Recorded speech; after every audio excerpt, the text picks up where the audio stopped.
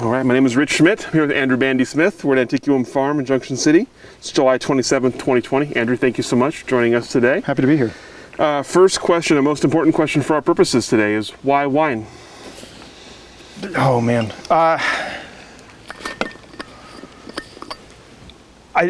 honestly, it could have been anything. It really could have been anything, and I think I was one of those kids growing up. I grew up in Indiana, and I kept taking aptitude tests. Mm-hmm. Right, where they're like, where are you going to go to school? What do you want to do with your life? And the cohort of people that I was with were being like, I want to be a lawyer, and then they take an aptitude test, and it's like, that's a great idea. You should definitely go that direction. And people kept finding out, and every time that I took a test, it came back basically saying, like, whatever you choose to do, like you're gonna be good at. And it took me a long time to find something that I could settle into, because that actually felt to me more challenging because it lacked focus and direction. It was just sort of like enjoy everything, which seems to these days have fed into the work that I consider myself in the wine industry as more of a generalist. I'm not a technician. I'm not really apt at very detail-oriented winemaking necessarily, and it doesn't hold my interest that long. But what happens is that the entire world of wine is fascinating to me, and that runs from its historical pieces, its religious context, its geography, its economics, its sales and marketing, its science, its production, its food processing, human resources. I'm very excited by human resources. I like people to love their jobs and love doing their work. So it really could have been anything. Mm-hmm. And that process, I grew up in a family that was very religious, and unlike a lot of people, I actually love that about my family. And a lot of us end up on the West Coast trying to run away from things. And I think I've always been in the midst of running from and to at the same time. My father is a Presbyterian minister. My brother is a pastor. My uncle is a pastor. It is the family business. Mm-hmm. And I just ended up on the Eucharistic side of it. So I do all the work in the blood, and if maybe I'll marry someone who owns a bakery, and we'll shore up the entire Eucharistic experience, which would be very, very religiously oriented. So I think that growing up in a religious family, no one in my family drank anything as far as I knew. I found out when I turned 21 that my mom had been drinking wine for years and not telling us. But you grow up in a conservative area. There's a lot of don't do's, mm-hmm. And I found my first sip of alcohol between my 8th grade and freshman year of high school out of the back of someone's trunk in an Indiana summer, and it was a Pabst Blue Ribbon that'd been in there for I think 3 months. And I didn't drink beer for 7 years after that, which actually I think proved great. that was a good decision. But it sort of opened up there are other things out here that I don't know about that I want to know about. And so in that generalist view, it started this path of, well, what else is there? Like, what else have I been told? What else is part of the context that I'm in? What else is part of the culture that I'm in? Part of the religious belief that I hold? How does all of that fit together in how I'm going to live my life? Mm-hmm. And I went to a conservative Christian university in Indiana, and my entire goal was to play soccer. I cared nothing about anything else. Didn't care about education. Just wanted to play on this team, and by my sophomore year, I quit and was no longer satisfied with that experience. I got back into work that experiences that I had done in the arts. So I played the string bass since I was 10 years old, and so got back into playing in orchestra. And I was in theater and musical theater for years and years and years, and got back into that. And ended up traveling with a troupe doing improv and drama around the Midwest, and I just kept exploring and exploring and exploring. And the first time that wine entered my context and my consciousness was a woman that I was dating, who I eventually became engaged to. Her dad was a former naval officer, and they lived in Milwaukee, and so I would go up to their house in Wisconsin, and they would always have port after dinner. And so I think it was probably like Sandeman's port, just whatever was on the grocery store shelf, and had a taste of it, and like that first taste of beer, I went, I don't think I want to drink this anymore. The hangover was awful. You don't even have to be like inebriated with port. Like, there's so much sugar in it that it's just sort of like, whoa, like this is intense. Like, this is really sweet. Not all port, by the way. A lot of it is fully dry and just fortified, but those particular renditions have a lot of sugar in them. So it was poured, and then it led into, I remember this clearly, a bottle of Rancho Zabaco or Zabaco, whatever it is, Zinfandel from California, that was there. And all of a sudden it was going from this fortified wine into something that was much, much drier and had tannin and had, all of these different flavors. And I ended up at my little conservative Christian university where you were not allowed to drink at all, no matter your age. I had friends who got sent to rehab for a picture being taken of them on spring break having it with a beer in their hands. Like, no confirmation they actually taste. Of course they taste it, but like, like in a Clinton-esque, like I didn't inhale kind of thing. Like everybody got in trouble, and I ended up in my little apartment by my junior year with a 12-bottle rack with wine sitting in it, and I didn't know why.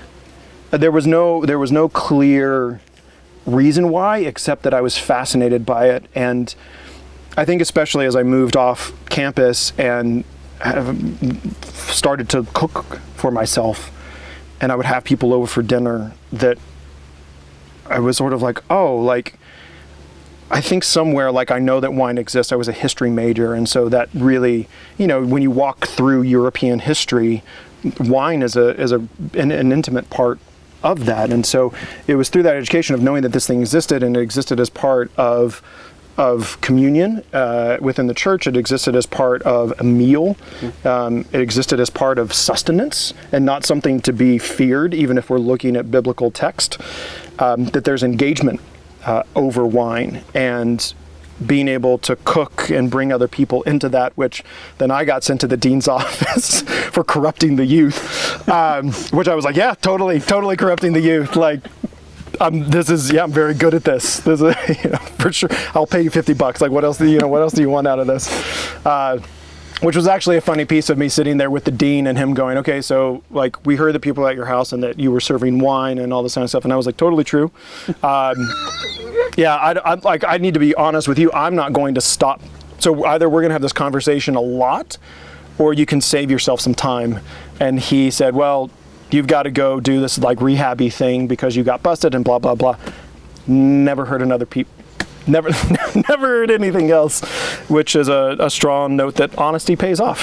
Not for the university, but for my own experience. So there was just this ongoing sort of engagement with wine and curiosity, and I'm just a curious person. I think in general. Which led from also studying history to then also having a double major in philosophy, because I didn't ever want to get a job. So then that seemed like a really liberal arts thing to do. So much so that I remember going into the career guidance office my junior year of college, and I'd done all the resume work and said, here's what I'm interested in, here's what I'm studying, like where should I go? And the woman who was in there running the office at the time looked at me. She looked at my resume and what I'd brought in, my transcripts, and looked back up and goes, I don't think that we can help you. I was like, Ma, okay. So not even a suggestion of pre-law, like not even like, hey, do you think that this, like, and so I've kind of been really on my own, going after a career. I knew that the church work, as it was in my family, wasn't necessarily for me. And so I was off on my path, and it wasn't particularly that wine was there. It was just that I think that I enjoyed the utility of it and the experiences that it brought and the way that it connected people. I was actually thinking yesterday about the Latin. I think that gets thrown around a lot and somewhat haphazardly as the in vino veritas, that in wine there is truth. And as I was thinking about it yesterday, it was sort of this thing of like, I think sometimes that gets turned into like that there's truth in wine, or there's truth that we find out by wine. And it struck me as like, I think that in vino veritas is really that the truth of ourselves is exposed by wine, that we become more honestly ourselves. So if you're a really good person and like you care about other people and you desire community and you want the best for other people as for yourself, like when you have wine, that is what comes out. If you're a piece of shit and you've been hiding it, and like the internal part of yourself is messy and angry, and like when you have wine, that's also the truth that comes out. So there was something, I don't know what else was going on in my brain yesterday, but that there's this exposing element to this beverage. I mean, I don't even know what the Latin for beer is, but no one talks about in beer veritas, like, right? Or like in booze veritas, like the Latin world was not interested. The language of the Romans was not interested in that, and probably because it was a bit plebeian, right? It didn't, there's sort of this high concept that goes along with wine, which is why we still recite these sayings. But there's something in that really struck me, and so I think that what I learned coming out of university, as I was trying to figure out what career looked like and an occupation, and growing up in a religious context, we often talked about vocation along with occupation. So not just the thing that I do, but the thing that I am for, how my being operates within the world, that ontology is actually critical to my thinking, and wine served a place of like, I love people, I want to see the most for people, I want to build community, and here's this connective piece that I experience truth in this thing and through this thing. So like, what does that mean? So I graduated from university. My parents, as a graduation present, gifted me 3 months of living in an intentional community. It's really a commune, in an intentional community in Switzerland. So I moved to Switzerland for 3 months and ended up studying this esoteric branch of philosophy called philosophical hermeneutics with one of the world-renowned thinkers in that world. And in that place, so hermeneutics is the study of interpretation. It largely comes out of looking at biblical text, like that's the home of it. But it expanded through a professor at the University of Chicago named Paul Ricoeur, and Ricoeur's work sort of expanded that into basically every other academic discipline.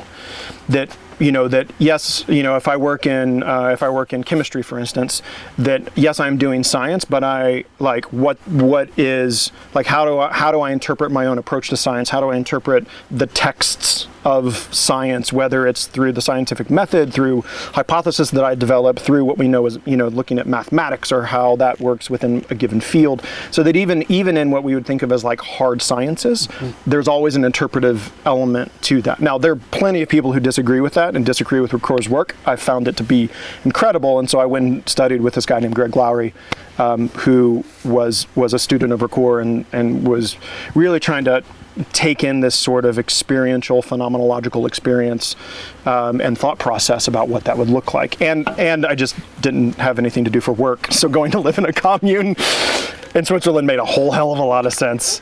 And that's when, I started traveling a little bit more, and I had done some traveling, I've been to, South America and to Europe previously when I was in high school, and so I had that bug, and I think it was probably being in Switzerland and, actually coming up a mountain just south of the city of Lausanne, taking the train down and getting on a bus and coming through the first time that I had been through vineyards, and knowing what they were and having an understanding of what they were, but I'd never been in one. I'd never seen one. And going, this is a place steeped in history, with world wars that I've learned about, with religious wars that I've learned about, with really interesting governmental structures. Geneva's now the home of the UN. There's all of these things, and now here we're coming through this agricultural universe that I've never seen before, but I've enjoyed the product of that world. And it's just always this churning sort of thought of going, I haven't seen that before. I wonder what that looks like. So I spent the almost 3 months in Switzerland, kept studying. I had a buddy who called me and was like, "Hey, I'm moving to Southern California to go get a degree in philosophy. Like, what are you up to?" I was like, "Well, I'm in Switzerland. I don't know that I want a master's degree or want to do it, but like, are you just, if you're looking for a roommate, like I'll move down. Like I'll come out there with you and be your roommate." So I went back to working at P.F. Chang's at the Irvine Spectrum, which I had done. I worked at P.F. Chang's through college and smoked pot and hung out at Laguna Beach, and did that for about a year. And that was the first time that I went to a winery, was down in Temecula. Never been to a winery before.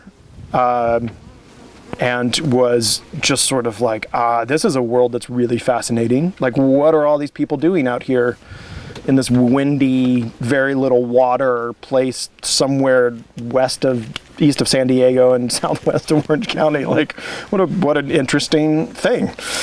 And again, like going into the experience and having that churn, I think I went down to Temecula pretty early in my time in Orange County, and as I was getting finished with almost a year of being there, was kind of burning out on the restaurant thing, was looking for a job teaching high school at a private high school in Orange County, and all of a sudden I get a call from some really interesting connectivity where my parents had moved from where we grew up in Indiana to Montgomery, Alabama. And I got a call from a headmaster at a private high school and said, "Hey, do you want to come teach philosophy at a prep school in the Deep South?" And I just went, "Nah, I don't have anything else to do." So I moved to Montgomery, Alabama, and I taught philosophy and philosophy of religion for one school year at the Montgomery Academy. The definite article is very important to them. And my parents were living there in the city at the time. My brother and sister-in-law were also there at the time. Within 6 months, all four of them had moved out of Montgomery and left me there. And so I was like, I think I'm good on this culture and on this space, and decided that I was going to go back to Switzerland. So I moved back there for another 3 months, and after that eventually made my way out to Seattle to go to law school. Getting to Seattle. We'll pause you for 1 second. Yep. Seattle for law school. Yeah, so getting out to Seattle was an interesting endeavor. I had finally come around sort of in my thinking and in, having taught and teaching these kids who, go on to really run a lot of pieces in the country. They're from very wealthy families. When I was living in Montgomery, there's some of the wealthiest families in the South. And realizing that, I spent a year mostly shaping them into disaster, I really feel like, in the end. But going, okay, what am I going to do to have a positive impact in the world? Because I actually didn't feel that great coming out of that year of teaching. And I thought, okay, I like conflict, and I like conflict mediation. What can I do? Because I always get in trouble for inserting myself in other people's shit and then trying to fix it for them. It's not a great place to be. People don't like that a whole lot. So what if I did it professionally, or I got paid to do it? So I moved to Seattle to go to law school, to go to UW. It's only one of 2 schools at that time in the country that had a conflict mediation specialization within the law school there. So I get out to Seattle. And my girlfriend at the time had been there for a year. She was working at a steakhouse in downtown Seattle and said, hey, I think that there's another steakhouse closer to where you're living that's looking for a server. And so I immediately went down to this restaurant and put in an application. And I got a call within a couple hours and started a job in this restaurant. Now, one of my favorite things in life is resume writing. I think it is an art that is mostly because I've read so many bad resumes. I really enjoy writing them. This particular resume said, "I know there is no I in team, but there is meat, and I'd like to serve it at your restaurant." Really successful. Yeah, that got the call back, and that's what the general manager told me. He's like, I didn't know if I was going to hire you, but I wanted to meet you. And I was like, that's right, you wanted to meet me. It's spelled differently, but we're on the same page. So I end up in this restaurant with, it's a steakhouse. It's not rocket science, selling steaks and, selling crab and all that kind of stuff.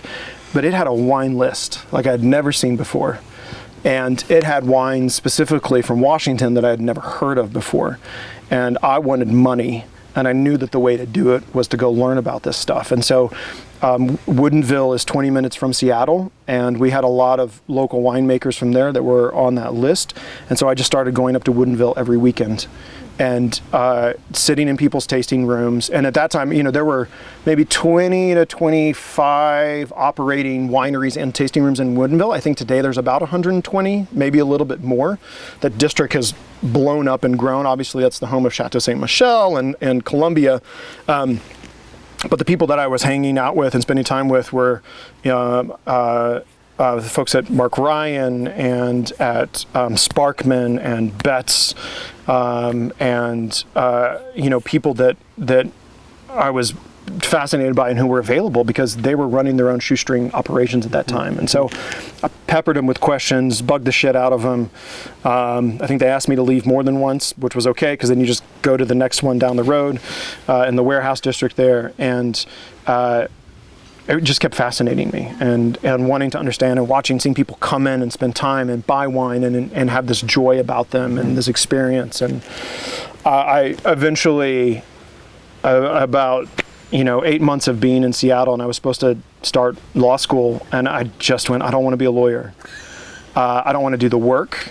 I don't think that it's for me. I can't imagine myself sitting in an office. So I completely abandoned it and stuck it out in the restaurant world, which is not a healthy world. We're seeing a lot of things currently, in Portland, through the 86 PDX list and a few other things coming around that are doing some exposing work. And that's been going on for a while about how to shift that culture, but it's not a healthy culture, full of drugs and drinking and lots of cash running around and late nights. And I wasn't healthy doing it, but I was fascinated. By it. Eventually, I had a friend who was a bartender at a different restaurant where I started working, and he said, "Hey, I'm going to take this wine class at South Seattle Community College. What are you doing on Sundays?" To which I was like, "Well, mostly I'm hungover. So what else is going on?" And he was like, "Just come do this thing with me. It'll be something fun to do together." And so I said, "Sure." So that program was the what is it called? International Sommelier Guild, which I don't think exists anymore. Yeah, so Canadian program started by folks from Great Britain, I think, based in Canada, and it was falling apart in the last recession, and I think it has since long gone since then. But they were operating in Vancouver, Seattle, Portland, I think in San Francisco, maybe somewhere down further south in Texas as well at that time. So I did the level 1 class, barely passed out of that, and did the level 2 class. I distinctly remember that the tasting part of that was blind on Chardonnay and Gewürztraminer, and I couldn't tell them apart. And passing was 70, and I got 72, which I think it's because I wrote my name, like that extra, whatever that is that comes from writing your name on something. I'm pretty sure that's what it was. And that's when the recession really, so that would have been 2009, I was in that class, and the recession really started hitting Seattle, which was one of the last places that it hit during that time.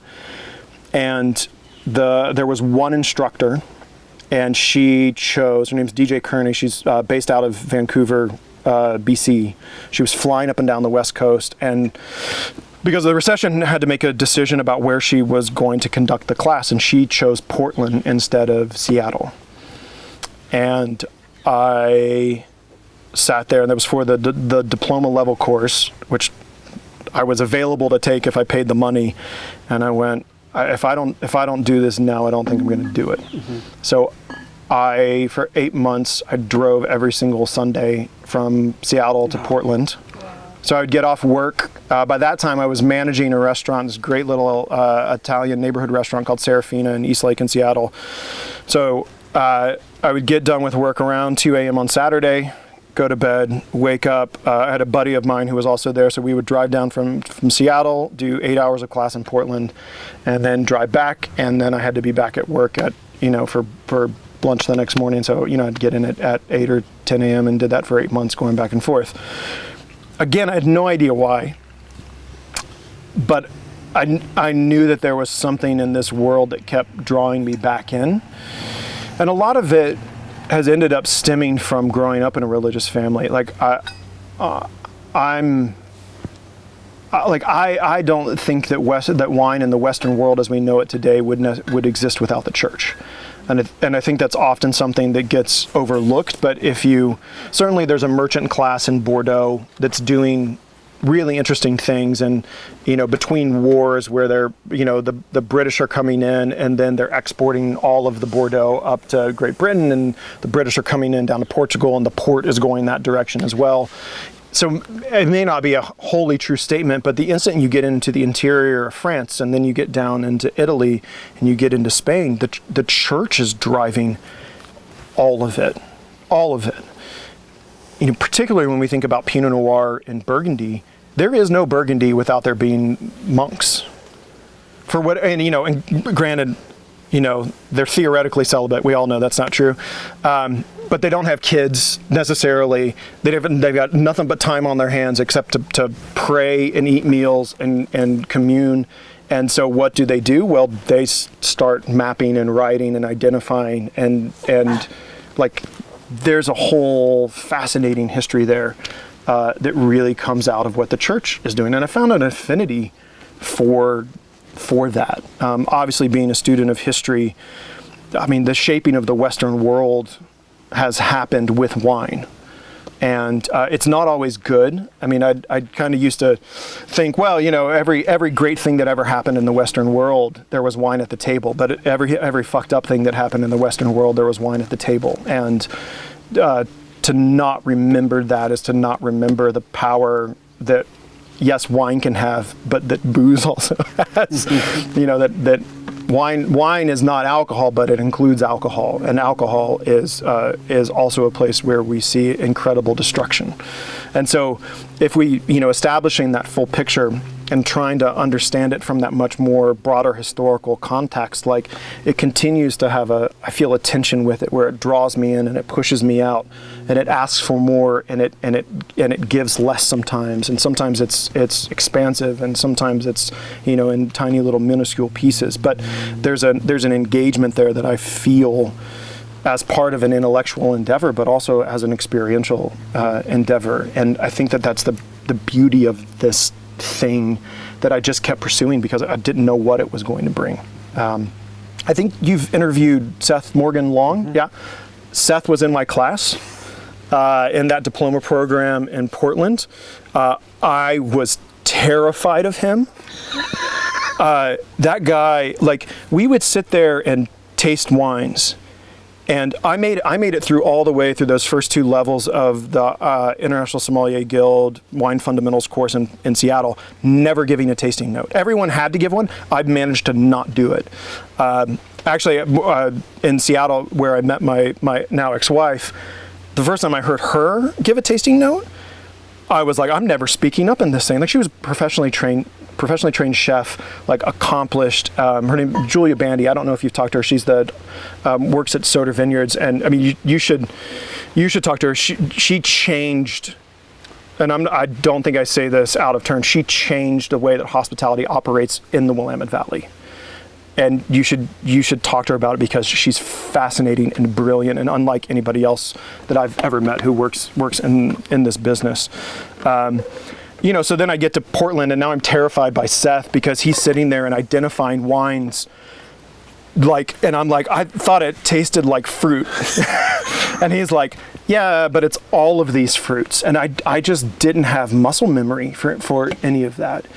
And so I've operated from a place of silence a lot in this business because I'm like, I didn't know what it was, and I didn't know what it was for. And certainly from an organoleptic experience, it's not, I didn't grow up, you know, eating a huge diverse diet. Mm-hmm. My mom is an amazing cook, and but growing up in the Midwest, like, your options of fresh things are limited. And I grew up in a farming community where no one was growing food, everyone's growing row crops. Right? Like, you're like, wait, so you're growing a bunch of corn that I can't eat? Mm-hmm. So where does the corn go? You know, like, and of course, there's sweet corn and there's, the farmer's garden kind of thing, but it's within a certain spectrum. So, but when I started tasting wine, I couldn't tell you the difference between lemons, limes, grapefruits, oranges, like that kind of like citrus realm. Didn't have a palate for it. I could do the intellectual side of it. I could study, I could write and do those pieces of it. But I was just always struck by going like, okay, we can identify all these things. What am I missing? Mm-hmm. How do I figure that out? There's a lot of going into grocery stores, which I don't recommend doing this during COVID, but picking up fruit and smelling it and putting it back and just smelling and like purchasing, but I'd be like, oh, that's what that is. Like, because I was getting, I don't know, tortilla chips and I didn't want any fresh fruit at the time. But it is that ongoing piece of, if you want to learn the thing, you have to dive into it and dive into all of its parts. So being in Portland, finishing the diploma course, and that is what ended up connecting me down into the Willamette Valley. So I was asked by Seth's girlfriend at the time, Destiny Dudley. She was like, hey, I'm pouring wines for Thanksgiving tasting at Shea Vineyard. We've got a spot. Do you want to come down from Seattle and pour wines for this thing? And I went, I don't know what that means. But sure, like, I'll get out of town and come drive down. And that was where I met Drew Voigt. So that was 2010. And I met Drew, and we worked through the weekend, poured wines for the Shea Thanksgiving open houses. I was out of my depth, had no idea what was going on. And I got done with that. And a few weeks later, I think I sent Drew an email. And I said, hey, could I come work Harvest, in 2011? And he wrote me back, and I think it was one sentence. I'd have to go back and see if I can find the email, but I think it just said, I don't hire Psalms. And I was like, yeah, nope, totally get it. I wouldn't hire me either if that was the only category that we're looking at. And through some conversation, I said, look, I think I understand what you're saying when you say that. I'm not that. And I know that I don't know anything, but yes, I have this education that I've pursued, and I don't know where it's going, but I think I want to keep pursuing it. And I'd been, during getting the diploma and working in restaurants in Seattle, I had volunteered for wineries in the Seattle area and had some really lovely people who, I'd go help with crush and do whatever. And I had realized over time that there is, within the Seattle metropolitan winemaking community, is this incredible agricultural divorce. So and it starts with Chateau Ste. Michelle. We grow it over there and we ship it over. And we grow it over there and we ship it over. And I kept thinking to myself, wow, this is really cool. Like, you can grow grapes anywhere and make wine anywhere. And over time, I just kind of went, yeah, but isn't there something foundational about being there that's being missed? I get why we're here, like sales, marketing, this is where the population is, this is where people live. I get that piece of it. But so we're just going to drive 3 hours? How many times? Like, really, how many times are we going to drive 3 hours, minimum, in order to get to the vineyards that people are sourcing from? I distinctly remember driving into the Willamette Valley in 2010 as I was driving into Shea and going, oh shit. This is like when I was in Switzerland. I've been driving up through this thing, like, the people are here, the place is here, the work is here. If you're standing in the winery at Shea, you've got 140 acres of vineyard land surrounding you. And it just really hit me hard that, like, I was like, I think I'm done. I think I'm done with restaurants, and I need to figure out a way to do this. So eventually Drew said yes. I don't know how much convincing it actually took. Probably a lot more than either of us want to talk about. I was offered a job in Seattle to run what is today my favorite restaurant, probably in the Pacific Northwest, called Cascina Spinace. It's this Piemontese restaurant with the most amazing pasta and wine list, and they have a little bar next door called Artusi, and they were getting ready. They were going to launch a restaurant group, and I was going to come on board as the GM, and I was offered that job. And after I was offered that job, I said, okay, I'm going to think about this. And I had the 2011 harvest gig lined up with Drew at Shea, and I had this job for this career that I had been building that I was really going to get to launch. And I was like, okay, in 6 months, who am I going to be in 6 months? And I just remember going, if I'm still in a restaurant, I'm going to hate my life. Like, I need to be done with this thing. And they were not happy with me for this entire process. And then I just went, nah, I'm good. So at the age of 30, I cut my salary to nothing in order to come down to work the harvest in 2011, and it changed my entire life. 11, as you are aware, is the coldest vintage on record. I spent most of that time as a harvest intern for about the first month. I cleaned, and then I cleaned the same thing that I had cleaned the week before. I went out and just walked around the property from the blocks that were coming into Shea Vineyard, just cutting out botrytis wherever we could see it. And there was a discussion with Dick and Deirdre, the owners, about, are we going to make 6,000 cases of sparkling wine or 6,000 cases of rosé? And then it warmed up eventually for barely in the middle of October. And we started picking, I think it was October 30th, and picked out, I think the entire vineyard got picked out by November 2nd. And we just stood on the crush pad for hours and hours and hours. I refused to wear pants. I just wore shorts the entire time. I was freezing. I had the wrong boots. My feet were soaked. It was cold. And I just fell in love. I just absolutely fell in love. And there was a resonance there that I think that I hadn't understood previously, where when I was working in restaurants, I was trying to quit my job every 3 months. Like, I kept cycling through, like, it would hit 3 months and I'd be like, I got to go somewhere else. And like, I was just, I'd just go look at another restaurant or whatever the case may be. And it was through the process of harvest that I went, oh, this thing changes every 3 months. Like, this is a very human cycle that's going on here, and it's a cycle that I feel. And so then it was, well, why do I feel this cycle? And my mom's family has owned the same plot of land for 170 years in southern Illinois. My dad's family was one of the largest landholders in Middle Tennessee for hundreds of years. Like, agriculture sits deep in my world that I just didn't have a place for it, and didn't have an aptitude for understanding it, and didn't know what to do with it if I had. And so all of a sudden it's like, oh, like this genetic memory just kind of comes pushing through, and I found my thing. So maybe it couldn't have been anything, but it was definitely this thing, which then has built on all of the other pieces that I was unwittingly doing by working in restaurants, by teaching high school, by living on a beach in California, by studying esoteric branches of philosophy in Europe. You know, like, all of the things have really fit into what the wine industry does, because the wine industry, it takes a liberal arts education for a small producer to understand how to do all of it. You have to be entertaining. You have to work in hospitality. You've got to understand psychology. You have to understand economics. You need to understand chemistry.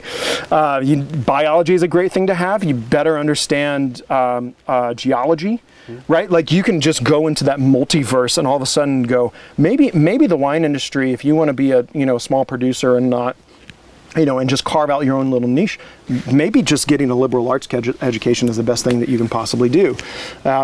So I worked at Harvest in 2011 with Drew. I went back to Seattle for a little bit. He hooked me up with someone that he had worked with when he was at Domaine Serene, who had just taken over winemaking for his family's property outside of Melbourne in Australia.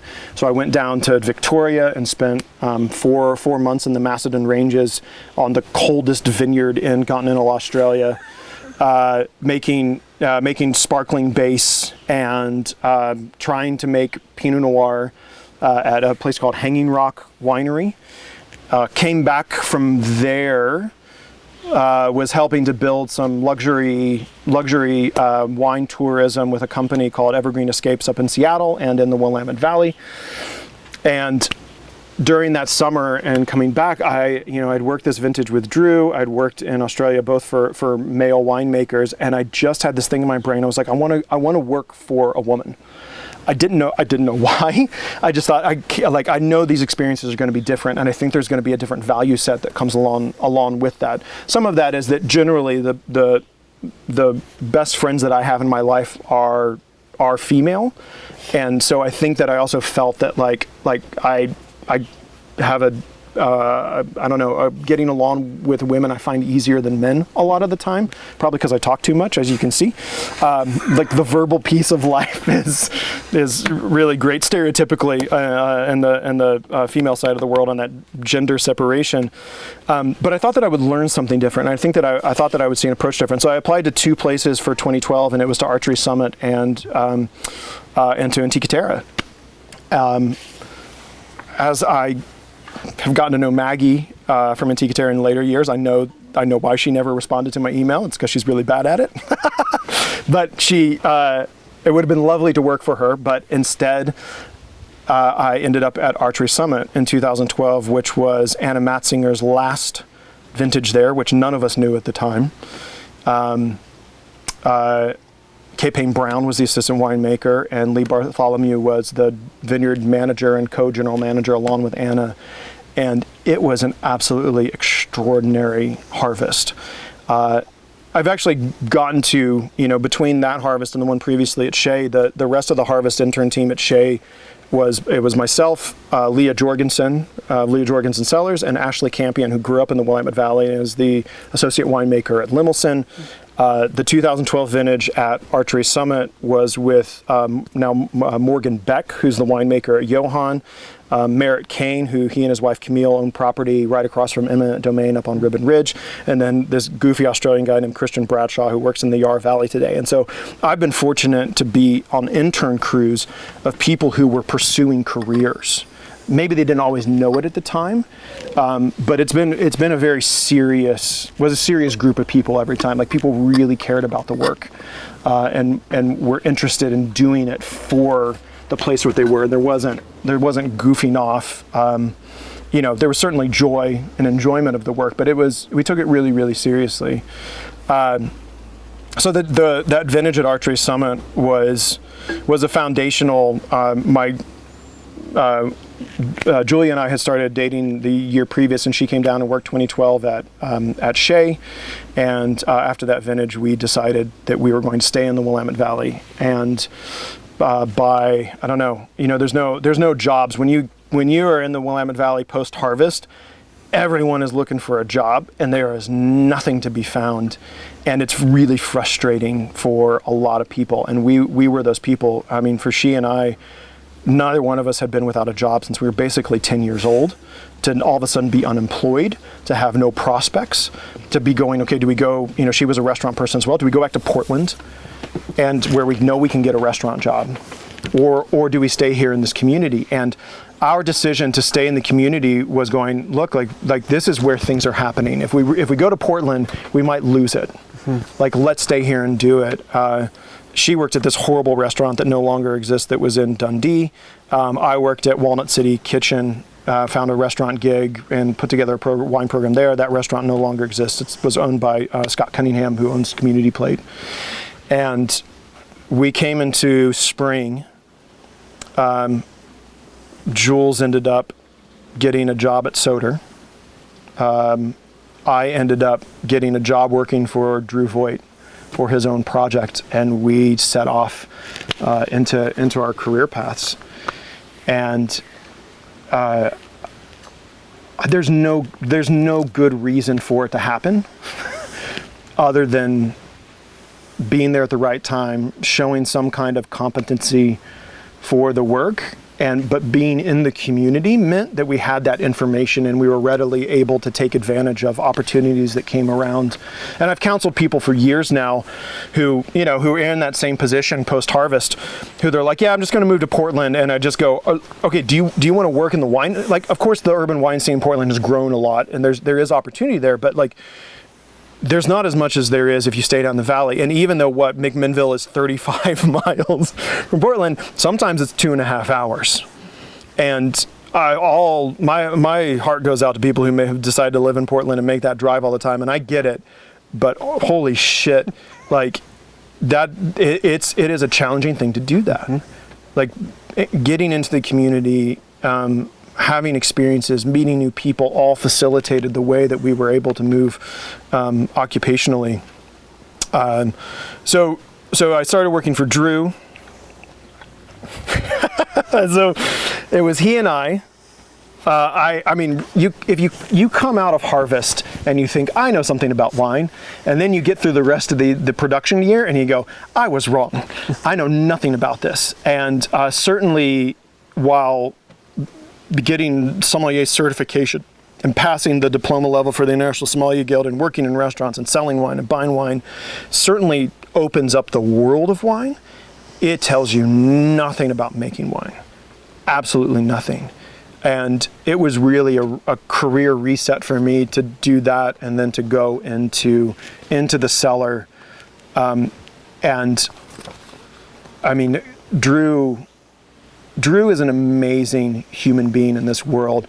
I don't know why I know that he, when he was going in college, he tutored, when he was in college, I think he tutored Spanish, when he was in California and going to Davis. And it really shows, because what I wanted out of coming into a full-time job was to have a craft-oriented occupation. So I wanted to learn on the job, and I needed to work for someone who was willing to teach. And it just so happens that if I sat down with Drew and I said, okay, explain reduction to me again, like he didn't go, this is the 10th time. Why doesn't this, like, why can't you get this? He would go, yeah.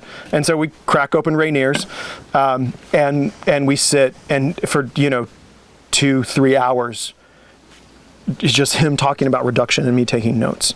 Talking about sold for use, me taking notes. Talking about what he understood as how to be in a vineyard, how to teach, how to work, what are you looking for winemaking, how to look at a vineyard, how to walk through it. Let's go out to the vineyard and let's go do this. And I got paid for that job because what I brought was a background working in restaurants and having an aptitude for someone who, Drew never worked in a restaurant and he couldn't really on some level as like technically read a wine list. Winemakers are horrible at that shit. They just go, well, I made it, don't you want it? And the reality is that no, because you know who else made it? Especially if we're talking about Willamette Valley Pinot Noir, at last count, about 987 other people holding licenses in this valley in Oregon, made wine too. And it's the same grape variety and it's the same price, like give me a fucking break, So being able to bring a benefit to a company and then be educated was really what I found. And I feel like on some level, I probably didn't get a master's degree, even though I was getting master's degree level education. I kind of, had to go, what is pH again? And like think back to when I got a D- in AP chemistry and go, I'm pretty sure I slept through that part. Like that wasn't. When is this ever going to be necessary again? Yeah, like it's called pho. I think that's a soup from Vietnam. I like that part. That's delicious, but I don't know about this other stuff. But I found that the more that I did it, and his patience was just absolutely incredible. Not just with me, but with other people. I mean, we were in Beacon Hill, in that winery, and Isolde Smith was there. Leah Jorgensen had brought her project in. Wild Oak Cellars was in there at the time. Drew was building his client base, which today is, it's absolutely extraordinary. The amount of brands that man has launched with the kind of quality that he does, it is out of a perspective, and that there's no question about that. But that guy makes quality wine and gives people the breadth to excel when they enter into this business that they couldn't find otherwise. It's absolutely, his work is absolutely extraordinary. And I didn't always agree with it. I came to find out that the way that he makes picking decisions, I didn't think that was the way that I wanted to make picking decisions. But you don't know that until you spend a lot of time being really quiet and asking and asking and asking and asking and asking and having the willingness of someone to keep explaining it. One of the funniest things. So I started with Drew in the spring of 2013, and I basically said, look, I can see what you can afford to pay. I understand, it's an entry-level job. Can we look at 6 months and have a bump in salary, potentially, if we can prove the sales side of this thing? Can we have that? And he was like, sure, let's talk about it then. If I'm remembering this correctly, it came time and he was just like, look, it's not in the cards right now. And I was like, no worries, man. And maybe a couple weeks later, he came to me and he was like, hey, I was on the website the other day. And I was like, yeah. And he's like, did you promote yourself? And I went, well, you didn't have the money, so I just made myself assistant winemaker, and I was doing all of the web copy at the time. So I just changed my title, which is that sometimes you get ahead the ways that you can get ahead. And he just kind of went, all right, well, you better fucking earn it. And I was like, okay. You can't pay. I'm gonna take this, and then I'm gonna earn it. And I hope that I did. I think that I did. We made great strides in that company. Brought on clients, did really fascinating work, all the way from working with people down in Sonoma and Napa to really putting eminent domain into the frame that it now exists today, which was amazing. Cremoisie came on board. We courted them and got them as a client to start, which was fantastic. It was a really extraordinary few years of life being in that place. I have a lot of affection for him. He's an amazing guy, which actually leads into Antiquum. Stephen, I met Stephen Hagen, the owner of Antiquum. I met in the harvest of 2011. He's one of the first people I met in the Willamette Valley because Drew was buying fruit from him and Stephen came to drop it off. And in this season of 2011, where some people lost 50 or 60% of their crop, and Stephen showed up. He came up in his flatbed, and I was unloading the fruit. Or actually, at first I went and looked at it and I said, hey, and I went into Drew, who was in the office, and I said, hey, some guy's trying to drop off fruit and he says it's Pinot Noir and it doesn't look like Pinot Noir. Granted, my frame of reference for Pinot Noir was only Shay at that point, but Shay has this really dark purple, almost black kind of color to it. And Stephen is dropping off these berries that are, tiny. They're all homogeneous and they're blue as blueberries. I was like, this is bullshit. I don't know what this is. And Drew was like, no, it's totally fine. That's just the way that it looks. And I was like, okay. And so we go off, we unload the fruit, and Stephen is apologetic to a T, saying, I'm really sorry, the rot got away from me. We can talk about price later, but I just need you to know, this is not up to my standard, and I'm really, really sorry. And we were like, cool, no worries, man. And we unloaded it. We were processing some other fruit from Shay, and Stephen took off. And a few hours later, we start putting the Antiquum Farm fruit onto the sorting table. And we're just all standing there, just watching it go by, because there's nothing wrong with it. We had been clipping out rot, clipping into the middle of clusters, looking for botrytis, because sometimes you get botrytis that is interior and you can't see it, that is developed early before bunch closure. We had been scouring looking for botrytis with the Shay fruit. And we started doing the same thing with Antiquum, and there was just nothing there. I think probably there was maybe 1%. And I knew at that point, I was like, that's a guy that I would like to work with. Someone who is that serious, that's something different. That's really something different. And so that first vintage of getting to see Antiquum Farm fruit, old school vineyards at the time, was an introduction into something that there's no way I could have known what it ended up as. And then, so Antiquum ended up becoming Drew's first client in 2012. And I got to work on the winemaking side for the wines, from 11, and then starting again and finishing up the 12s with Drew, and then 13 through the 14 vintage. And so it was always there. We discovered new things. We started making our Rosa Pinot Gris during that time. We identified Passiflora during that time, and Luxuria, these wines that have become really critical to this. And I got to be part of that entire piece of the growth of what Antiquum would look like. So meeting, it's one of those things that I think kind of rule number one for me in this business, and I think it is in life as well, is don't be an asshole. And seems really crass, but it's also very simple, that you never know what's going to happen. And it's not in this sort of, gauche, like you only get to make a first impression once kind of bullshit. It's like, who are you? Because if you're just trying to make a first impression, that you're probably going to fucking lie, because you're so concerned with the image. But if we're real and authentic, and we come into the space ourselves, and we take what people give us, and there's reciprocity in that, you never know what's going to turn up down the road. And it gets said all the time that the wine business is a business of relationships. I have seen that through and through, and it is not a casual oh, you like me and I like you kind of thing. It's deep, especially in times of recession, economic recession, and times like COVID, where you're scraping to find someone to buy your product. If you do not have good relationships and you have not cultivated those over the years, and you're a tiny Oregon producer doing no more than 5,000 cases, you're fucked. You're fucked. There is vitality in that, and the baseline of not being an asshole as much as possible. Which I, by the way, I don't succeed at all the time. Just so we're clear, I don't always live by my own rules.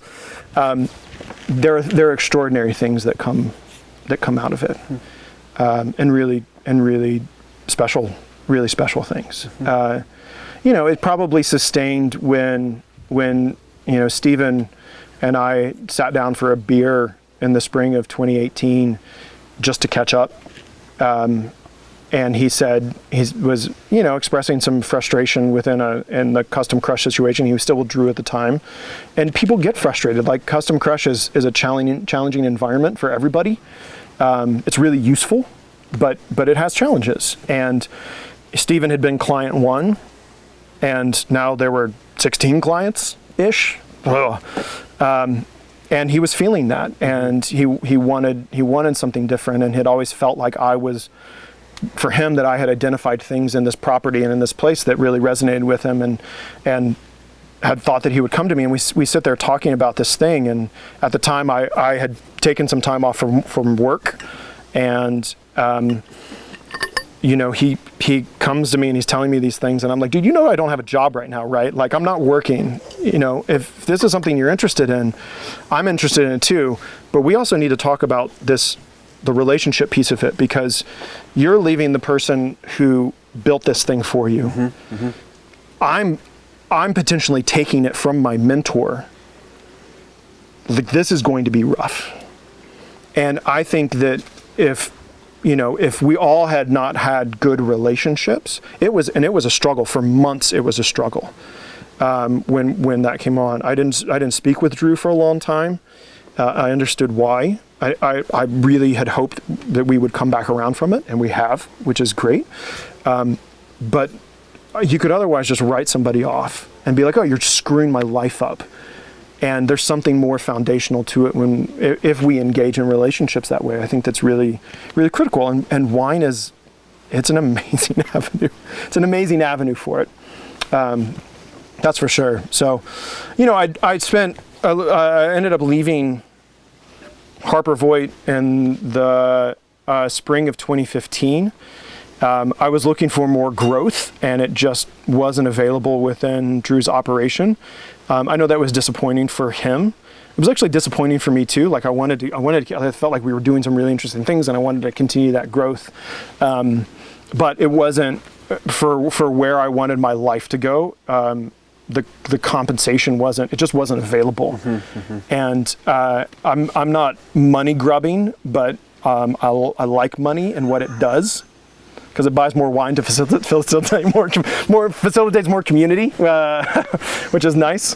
But like, I was watching, Jules and I were still married at the time, and I was watching her career do this at Soder. Mm-hmm.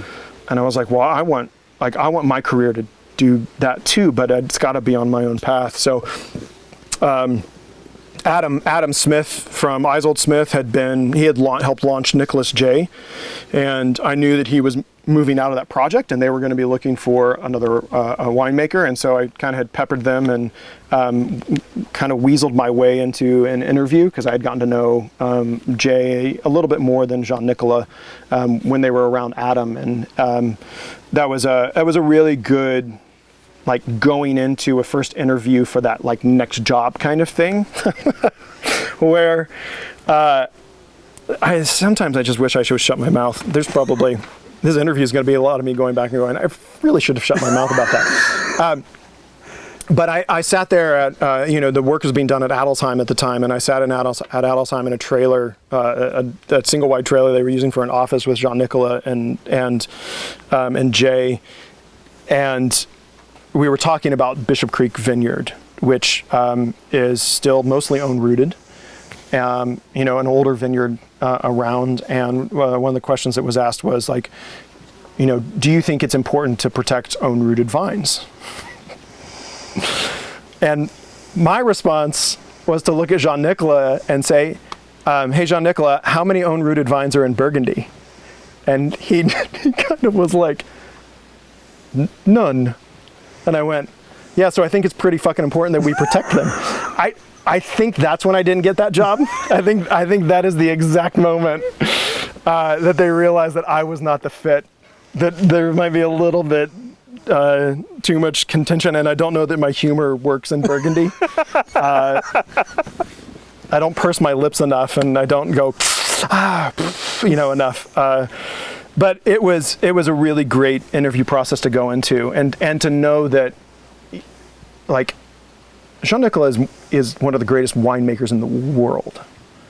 Like, the place of that feeling of confirmation that, like, oh, like, I wouldn't get an interview if it wasn't a possibility. Like, they're not doing this because we're friends. Like, we're not good enough friends to have a friend interview. Mm-hmm. I am incredibly grateful that Tracy Kendall got that job. She is the right person for it. She is way better at her work than I am at mine. She's exacting and precise, and has an enologist background, and she's absolutely brilliant. And obviously it has proven itself to be the right thing for them. But I was grateful to have that, because what it led into was eventually me moving on to join the team at Soder later that year. So when Jules had started at Soder in 2013, I would go up and, like, just sit there, because she was working weekends. I was working 5 days during the week. She worked over the weekends, and if I didn't go up to Soder and just kind of hang out, I didn't get to see her on the weekends. So I'd go up, take a book, have a glass of bubbles, because there's nothing better than Soder Brut Rosé, especially when it's free. Thanks to Tony for that. And so eventually she just went, if you're going to be up here, why don't you just host tastings? Like, you know everything. You're already talking to wine club members. Like, just can you like help this? Because Soder was starting to grow quite a bit at that time. And so I said, sure. So I started hosting tastings. So I was, in the summers, I would just work 7 days a week, work five for Harper Voigt, work 2 on the weekends. And it was really an amazing time for a couple of years doing that. And through that process, I got to know Tony and James, and really felt a connection with Tony, and he and I would get together for lunch every few months, mostly at the Dundee Bistro. I would always say, I'll pay next time, and I never did. But we would, we'd open 2 or 3 bottles of wine and just enjoy them and talk about them and have lunch, and we'd spend 2 to 2.5 hours just kind of talking. And so Soder had posted a position for an assistant winemaker, and Tony and I were having lunch. I was in this process. The job with Nicholas J was not going to happen, and so I was back at Harper Voigt and still going, okay, I'm here, but I'm still feeling this pull. And so we got together for lunch. I knew that the job was out there, and we got to the end of lunch, and I think to the bottom of a couple bottles, and it was like time to leave. And I don't know if I said or if Tony said it, but it was said, like, so do we talk about the job? And we said, sure, let's talk about the job. And Tony just looked at me and he was like, I'm not hiring you. And I was like, okay, well, this was great. And he said, look, I think what you're doing is way more interesting. You're more creative where you are right now. There's life in what you're doing. Like, we're really hiring for a cellar person. Like, that's what we're doing. And I said, like, fair enough. Like, I actually appreciate that. And Tony he shoots straighter, more painfully straight than anybody that I've met in this business. And I said, okay. I was like, here's the deal. If you're going through this process and my name comes back for some reason, just let me know. Like, let's just talk about it. He said, okay. So 3 months later, I'd taken on some barrel sales work for a cooperage called Hermitage, and I was actually headed up to Archery Summit to make a call. I'd pulled into the parking lot, and I get a call from James Cahill, and he's like, hey, what's going on? And I was like, nothing. And he was like, do you have a few minutes to come over and talk? And I was like now? And he was like, yeah. And I was like, no, like not right now. And he said, well, what about, a couple days? And I said, sure. And I was pretty sure what it was about, but I went over and we sat outside at the office at Soder and just started talking about the job and what it would entail. And part of what Soder was recognizing at the time is that with the constricting marketplace, that people wanted to see out in the market, in the national marketplace, wanted to see principles. Mm-hmm.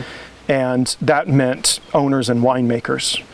James was already doing a lot of that national sales work. There was a national sales associate, Michelle Cove, who was running around the country. She lived in managing California, but also managing half the country as well. And then another guy named Brian Seifer, who was on board, who would eventually become the GM of Soder and a partner in North Valley before that dissolved. And so I'm sitting there, and they're months into the candidate pool, and there's all of these candidates for an assistant winemaking job, and then there's me, and no one else had sales capacity, background, anything, and I did. And I think that that's probably what ended up setting it apart. And the job was offered as an associate winemaker position, which was terrifying, like way out of my depth. Like, I did not have the education. I did not know. I didn't think that I knew how to make wine well enough to take that position. And it's basically the same way I played competitive sports, growing up and going into college, is that I always wanted to play on a team where I was the worst one, because I knew that I was going to get better. And luckily in competitive sports, I was big enough that that was okay. But it was daunting, and I was scared shitless, absolutely scared. So that would have been June of 2015. I spent that month finishing with Drew with the Harper Voigt project and all of his consulting clients in the Custom Crush. And at the same time, I was working at Soder. And the first thing that they asked me to do was to go into the cellar, and we were bottling Planet Oregon Pinot Noir. It was a 8,400 case run. The largest bottling run that I had done at that point was 600 cases. And I had no idea. What to do. Luckily, the wine was all blended and put together, and it was just managing the bottling part. And then after that came North Valley. And so they were sending me into the cellar and going, okay, pull all the samples that we need for North Valley. Here's a spreadsheet. Here's what we want. And I was like, cool, great. How do you want the samples pulled? And they were like, here's the spreadsheet. And I was like, yeah. But how do I organize it? And they were like, here's the spreadsheet. And I just went, okay, we will see how this goes. And it was trial by fire. And I think that is, it's an older way of doing things for sure. I don't mean to call Tony old, but he's getting old. And there's a method to that, we hired you because we believe in you. Show us the capacity to figure it out. And so I just went and figured it out. It turned out good. The wine worked. That North Valley Pinot Noir that would have been the 2014 we were putting together. It was a fantastic Pinot Noir, which led into the harvest of 2015, when they said to me, hey, we're going to make the majority of Planet Oregon and a healthy portion of North Valley at a facility that's not near here. It's in Corvallis. And I went, and they're like, and we want you to go run that.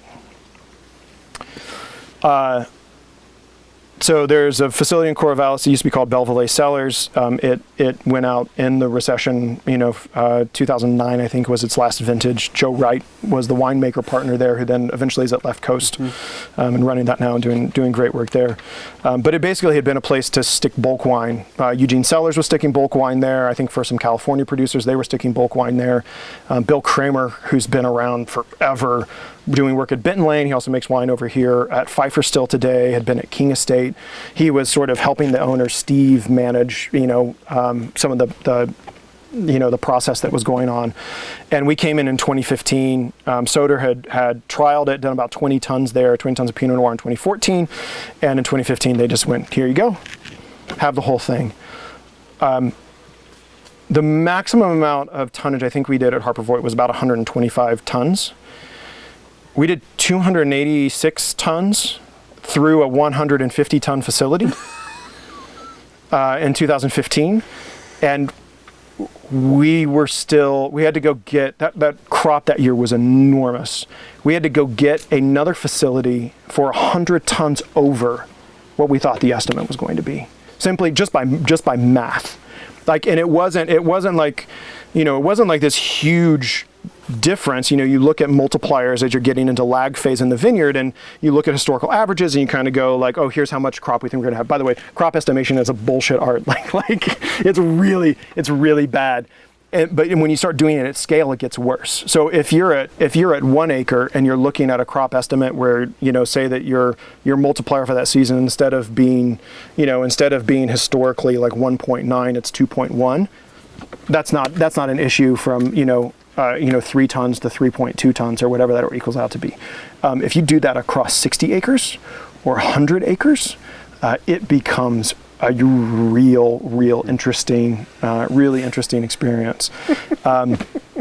So that was an enormous amount of trust. Those guys, Tony is working up at MSR up in Carlton. That's where James is mostly. Chris, who was the estate winemaker and still is at Soder, is up there as well.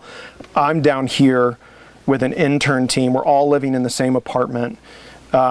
We're working. I think we did. Maybe I shouldn't say this because of OSHA. Let's see. We worked a lot of hours. Now there are regulations. You can't work more than a certain amount of hours without waivers and all this kind of stuff. We were pushing 112 hours a week, just trying to get these things done. And in the particular way of making wine that is the demand of Soder, is that everything gets treated as though it's going to be a $100 bottle of wine. Mm-hmm. It doesn't matter if it's Planet Oregon or if it's the MS wine that is now $110. It's all the same stuff. It goes through the same process, and it's why Planet Oregon as a Pinot Noir is so damn good every year, is because there's nothing where it could be in a more manufactured large winery environment. It is treated still as a small 5,000 case winery, putting out a 20,000 case label, which we all know 20,000 cases is nothing. That's still nothing in the world of wine. But to do it in the methodology where every single fermentation gets its own fair shake, everything gets its own space, everything is done essentially in 1.5 to 6 ton fermenters that are all open top. Like there's no closed tanks doing 20 tons and like getting it done in 6 days. Everything goes into extended maceration. Like everything is pressed to taste. Like all of the kind of work that goes into a small winery environment, and it didn't matter. Tony is an interesting character. He's reticent to talk about his history. Which is interesting because it's like he's been a foundational player in American wine. Like there wasn't an acreage contract in the U.S. before Tony and Lee Hudson got together, because Tony and Lee wasn't farming poorly, but like he was tired of not being able to call the shots. And so he was like, look, I'll pay you the acreage price, but I get to call the shots. I get to call all my pick dates. I get to look at, all the crop yield. Like that didn't exist before Tony did that. He's done technological things with winery equipment that didn't exist before he did it. And I think that it's a little abhorrent that in Oregon he doesn't get his fair shake. You go down to California, like he is a deity to this day in California. And he never behaves like it. I think it's probably part of the reason that he left Napa, is that he knows that that's not him. I mean, that's, he was called a winemaking genius by Robert Parker. And I mean this with all of the affection for him and my time with him. He's not a winemaking genius. He works harder than anybody else I've ever met. I mean, we would run night picks. So I would get to the vineyard at 11 p.m. We're picking through the night. Probably around 12:30 a.m., Tony shows up with his dog Buster, and he parks his car and comes and checks, and I'm like, why are you even here? Like I got this, like we're cool, and then I realized that like that's just how it's done. And so he would just go, cool, I'm gonna go sleep in my car. And so he goes and he just sleeps in his car for a couple hours, and he sets an alarm, and he wakes up and he comes back out and he's like, hey, how's everything going? How's the pick looking? We walk through a couple rows together, and he goes back and he goes in his car and he goes to sleep. Sunrise comes up and he gets up again. Like I was just blown away by that. We were tasting, I think it was from the 2016 vintage. you know, the way that we would sample, especially for North Valley, because it's being pulled from so many different vineyard sites in order to really look at these AVA blends for Pinot Noir, and then for regional, more broadly regional blends for the Willamette Valley. We would have 80, 100 sample bottles, you know, sitting around the lab. And so we go through, you know, and you use graduated cylinders, and we put these blends together, and we'd sit them down as we eventually got through the process and look at those blends. And I remember we were probably 2 weeks, maybe it wasn't that close, maybe a month from bottling. And we'd gone through this process every month, and we had the wines. And we're sitting there, and this is like the last check before we start racking everything. And we got to one of them, and Tony was like, what's in this? And we were like, well, it's X, Y, and D. Here's a spreadsheet, and he was like, something's wrong with this. And it has 20 components to it. And we're like, we approved this. Like, this was like weeks ago that we all agreed that this is the thing that we're going to do. And he's just like, no, it's not right. It's absolutely not right. And he goes back into the lab where all of the sample bottles are sitting, and he just starts tasting through them, and he finds one. And we're talking like, it might be a 2% contribution to the blend, and he finds it, and he's like, this is a problem. Figure it out. I want another blend on my desk, you know, in a few hours. Which then means, like, you can't just pull that piece out, because you pull that piece out and it affects something that's already in the blend itself. So now you have to go in and you've got to restructure everything related to that blend, because that wine has to go somewhere. And you've got 10,000 cases within the North Valley context in order to fit that thing, because it can't go into Mineral Springs Ranch anything, because that's 100% estate. And so you're just sitting there going, like, oh, okay, okay, that's the work. So I don't know. Maybe that is the genius. Maybe it is. But I came away from my time at Soder, I think, continually inspired, and with James Cahill as well, that we go into things because they're supposed to be done right. They're not going to be perfect. We're chasing perfection. I'd like to think of it as approaching and never attaining, which I think for some people can be really frustrating.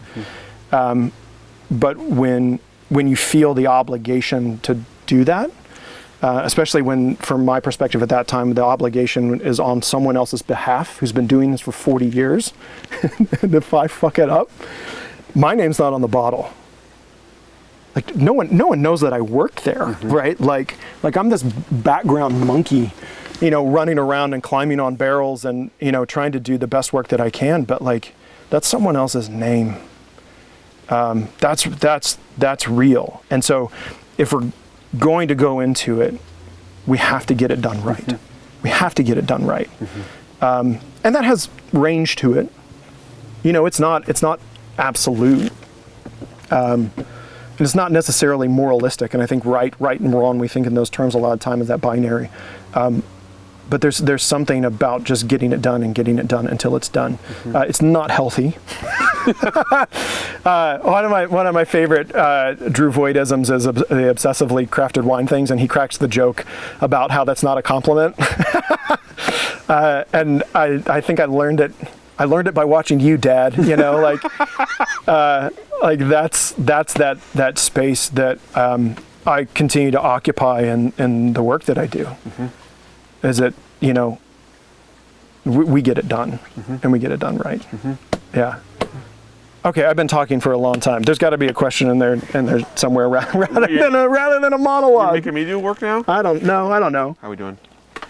15 minutes. Okay, good. Give me a tap on his 5. Okay. Are we going to run out of battery before we? We might. We're 3 down. We got 1 to go. Oh, so. Shit. Sorry about that. We'll just keep rolling the audio. It's all good. Okay. So tell me about. You mentioned, you kind of talked earlier about coming to Antiquum, about the difficulty there, about coming here and kind of usurping your mentor and the relationships that you had to deal with. So tell me about that decision and that process. It's not easy, and to be frank, because I really value the relationships. I mean, this was one of those things where I couldn't tell Drew, because it wasn't my business. Like, and I don't mean it's not my business. I mean, like, Antiquum Farm is not my business. So Stephen has to tell Drew that he's no longer going to be part of the portfolio. And he's the one who has to tell him that I'm taking over. The day that Stephen was going to tell Drew, Drew and I had scheduled to have beers together, as we normally would, but I knew it was going to be a different conversation because I wanted to follow up immediately with that meeting and sit down and talk with him about it. And Drew canceled our beers together, which is the only time that he has ever canceled beers together. And it fucking broke my heart. Like, but I also knew that he was really hurt. Like, that guy loves what he does, and he takes it very seriously, and he loves Stephen. And I knew that there was immediately fear, like, oh shit, I'm going to lose Antiquum Farm. Like, and not as just a client, but like now he's going to lose it as a vineyard. And like, this is incredibly important to Drew. Like, it sets him in a different tone of his own work. And it was hard. It was just really hard. Because then I also have to work with Drew, because the wines, the 2017 Pinot Noirs are at Bjornson where he's making wine. So now he's in a consulting role for me as the person who's taking over. There was a point in that process where, so all the whites had been bottled, all the Pinot Gris, so it's just the Pinot Noir sitting there. And we're going and doing blending trials, and he puts everything together, and I know from the way that he works, like he likes to like really... Pause. So I'm coming in with Stephen, and Drew and his assistant Jess, and we're all sitting down at the table, and I know from the way that Drew works, like, he wants to put the wines together and like, he's a very, like, go with your gut. So anytime that we would put together like fining trials or gelatin trials and copper trials, like anything that we were doing to look at, not that we were necessarily going to do it, but this is the work to have the information. You set it down, and it was like, which one do you think is best? Pick it, and then that's the thing that we're doing, and there's no second guessing. There's no like going back, which was a very different operation from going to Soder, which was and then and like, it was a very different level of doing things and a different perspective on it, which both perspectives work. They completely work. So, we're sitting there and going through the blends and putting them together, and we walked out of that blending session going, okay, like, the wines are there. And a couple days later, I got a hold of Stephen, and I was like, I don't like this wine. I don't think this is the best that it can be. And I need you to know that I'm going to tell Drew that. I'm going to ask for another blending session. Like, I don't know how this is going to go, man. And to me, it was a lesson in professionalism, that Drew, knowing as the consultant, still, he's losing a client. His protege is taking his client from him, client number one, who's now telling him that he doesn't like the blend he put together, and asking him to redo it and take more time out. Of course, Drew's going to get paid for this, but like, he's got a lot of other things going on. And he was like, okay, we'll come sit down and we'll do it again. And through that process, we did it again and found that the blend that we had initially put together was the right thing in terms of the entire look of what the wines were going to look like for the 17 vintage. And he still did it graciously. He was getting paid, but he did it graciously as well. And that was to me like, okay, I think that we can come back to the relationship. I think that there's space to do that, because in the end, we're chasing the same goal. We want to make great wine. We want to honor Stephen's farming. Drew the same way. Like, once the farming is so critical from what Stephen does, and he does it better than anybody else that I've ever met, and with more honesty and I hate the word passion. We'll find some other word. Whatever's the synonym for passion. Enthusiasm. Enthusiasm. He does it for ethical and moral reasons that are critical to his own well-being, and that is an odd thing to find with anyone in any level of work. I think both Drew and I wanted to honor that. And then it took a lot more time for us he and I to connect back together. It was really last summer where we have the same distributor in the Midwest, and he and I basically sat on a bus together for 3 days and just talked. And we laughed a lot, and we argued about some stuff, and we found a way back to the thing that kind of healed, I think, some of those rifts. That guy can hold a grudge. He often said to me, like, when things aren't like going quite the way he wants, he's just like, I'll burn it all down. I'll burn it down. And I'm like, let's find another. I'm like, okay, but like, let's find another option. But I appreciate like that kind of like, this is how deeply I'm into this, is that I will give it all up. I will give it all up. You can be a challenging person to work for, that kind of personality sometimes. But I think that when the foundation is laid, I mean, relationships don't always get repaired. That's how it goes. But when we can do the work, I find it critical to do so. And maybe that's, back to where I wanted to work in conflict mediation, is that I like sticking myself right in the middle of it and finding a way forward if there is one. And I think it's valuable, especially in a place where like I continue to work for other people.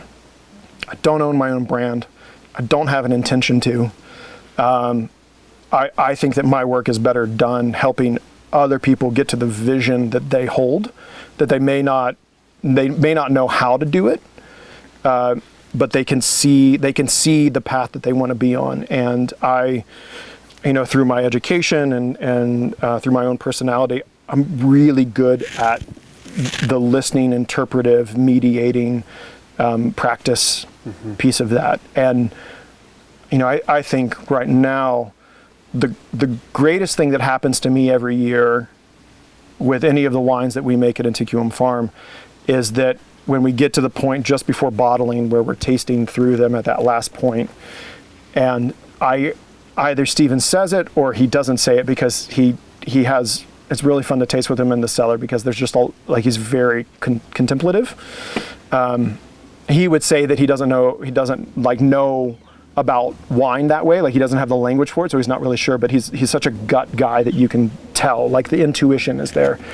And I can see him where he says it and be like, this really reminds me of the season, or this reminds me of the farm, or this takes me back to X, Y, and Z. And if there's a story for him that comes out of the wine, that means that we got it.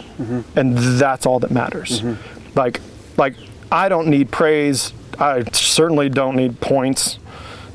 Don't tell the critics that. Like, they're useful for selling shit sometimes, but I just need the person who set this vision in place to see themselves in it. And I think that's a fucking amazing gift. And it's a weird practice to get into, because this practice of making wine is so overblown and egotistical. And I think it ends up being kind of gross a lot of the time. And the same sort of like rock star chef, rock star winemaker. It's just like, you do know that like we're just kind of food processing, and like we're providing people sustenance. I mean, wine exists so people don't die from giardia, or whatever was floating downstream, in the Middle Ages during the bubonic plague. Like, we've turned it into this, which I'm thankful for, but that's not the heart of the matter. To my mind, still follows the other thing. And I, of course I can recognize that I'm sitting here doing a podcast and on video, which seems a little maybe disingenuous. I can see how that is true and can reflect on it, but we don't, there's another way forward. And the joy that I find is in the satisfaction of the people that I'm doing the work for, who set it out to begin with. Yeah. Maybe like a wine, it's better than dysentery. Sure, it would be maybe a good thing to sell here. This sure is better than shit in your pants. Exactly. So tell me about that relationship. You had a relationship with Stephen from before. Yeah. Tell me about it as you become the official. As it becomes a more official. You were trying to see his vision through to the bottle. Tell me about building that and about kind of buying into Antiquum's sort of ethos. You know, the grateful part of the work that I'd done before, both at with different internships, with working for Harper Voigt, with working for Soder. I spent when I left Soder, I went and spent a couple weeks working for a friend in Burgundy, which I had never been, and so his cellar person broke their foot, and so I just kind of like came and slotted in. I happened to be in France at the time, and we had dinner, and he was like, "What are you doing for the next 2 weeks?" I was like, "I think I'm coming to Comblechamp to come work." Like that, I'd just been building a battery of skills, and that depth and breadth, I hope, like a university education, I hope like teaching, I hope like the smoking pot on beaches in California. That experiential piece of it means that I can see something and have, hopefully 10 to 20 different tools for that thing. And that's part of an interpretive schematic, is that when we create worldviews that are binary, it limits our ability to I think to see clearly and do good work. It doesn't really, and I'm not touting myself, but like that, it doesn't always work for a lot of people. Like a lot of people need black and white. Like that's how they think about the world. That's how they operate. People need brackets and containers in order to understand their own life. And we certainly all do that to a measure.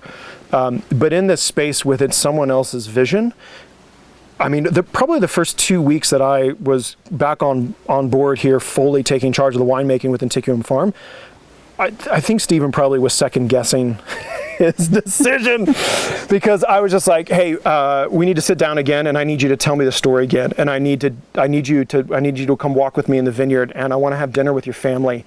I want to spend time with y'all. Like how I'm going to stay the night here.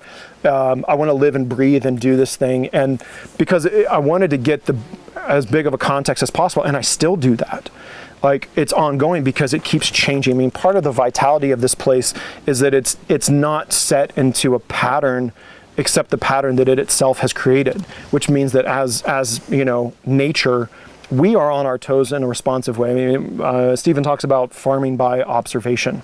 I now try to make wine by observation, which is challenging because there's a lot of prophylactic things in winemaking that you can do that don't have to do with observation because you want to control. Mm-hmm. But controlling and observation are not great bedfellows to start with. So being able to come here, bring this toolkit and this perspective, dive into hopefully him and into the Hagen family and into this place, and then to start to go, okay, so here's the product. Here's the wine. Does the wine fit what I'm understanding from this whole thing? And there are yeses, and there are sort ofs, and then there are nos. One of the nos demonstrably was we should stop using commercial yeast. Not because I have a philosophical, angsty, anti-commercial yeast thing. I don't. Like, I find it incredibly useful for certain things and for certain projects. But what is the reflection of using that kind of control with a methodology here that is vastly uncontrolled? So how do we do that? Well, we talked about at lunch how the Pinot Gris wines have shifted, and now they not only are they spontaneously fermented, they're fully through malolactic fermentation. They now spend 8 to 9 months on lees in barrel, where I would actually like for us to start bottling our Pinot Gris in August rather than in June. It's still not the most ideal form that I want from them, that I think is as deeply reflective of this. But we do have to respond to market things as well and take those into account. And so even within that, I come in with the tools that I know and present to Stephen and say, here are all the things that we can do or not do. Which of these makes the most sense? And hopefully over time, like it's at my own observation and my own understanding and depth that like those questions get asked less and less, or at least they change into other questions, right? Mm-hmm. So we can, for instance, sort of settle this spontaneous fermentation question, and now we don't have to go back to it. One of the current questions would be filtering or not filtering. And so far since I've started, 2018, 2019, we have filtered all of the Pinot Gris because they're still incredibly turbid. Even though they might have finished their primary fermentation and finished malolactic, that's why I would rather bottle them 3 to 4 months later so that they can actually settle and naturally clarify in the vessels that they are. Mm-hmm. But they're not there yet. And Antiquum Farm is not a cloudy wine company. Doesn't bother me. But I'm not making wine for me. I'm making wine for the Hagen family. And so I still come to Stephen and I say, hey, here's what these look like now. Here's what we can do on the other side. How do you think this will be affected? Now, if the wines we thought were detrimentally affected from filtering, I wouldn't filter, but I don't see it. Filtration is not the problem. Bad filtration is the problem. Like reverse osmosis isn't a problem. Like horribly done reverse osmosis is a real problem. And you can fuck it all up. You absolutely can. But it doesn't have to be that way. Like the technological pieces of the work are not necessarily bad. I am fortunate that I've gotten to use all of them. Sometimes not so fortunate. Sometimes I've gotten forced into it. But to understand how they work and understand that when we make a decision, a year and a half before when we prune, we're affecting how the vine is going to grow. Mm-hmm. And when we affect that, now we're going to affect, the outcome of that. Of course, weather plays its own role in that. But, we start this pathway in this world years before we ever see something in the cellar, let alone when it's bottled and comes back out and hits the public. I mean, we're looking at 5-year cycles at a minimum for red wines generally. Now, obviously that's changing and there's other options there. But again, understanding the tools, and I don't just mean the physical tools, but like the mental ones. I mean, I've watched people out of their own needs, like get experience reduction in a cellar and just go without a plan and just start racking everything. And you go, well, yeah, but is it like, where did it come from? Is it getting worse? What are you actually doing? What's the purpose? Mm-hmm. What's the intention? Where's this product supposed to end up? Is this, I mean, if we're racking in January, or if we're racking in July, in order to, shift reduction, what we think we're shifting reduction, well, where does that lead? Where does that lead down the line? There's always a downstream effect mm-hmm. of those things. So my work is to bring all of that to Stephen and to say, here's what I think we can do. Here's what I think we should do, but here are all the other options. Mm. And to not be afraid of, I'm not, Lord knows, I'm learning every day. There are things that I don't know that I'll never know. And I also have to be honest with that and not pretend that I'm like, oh, this is definitely the right decision. And instead be present in the unknown, mm-hmm.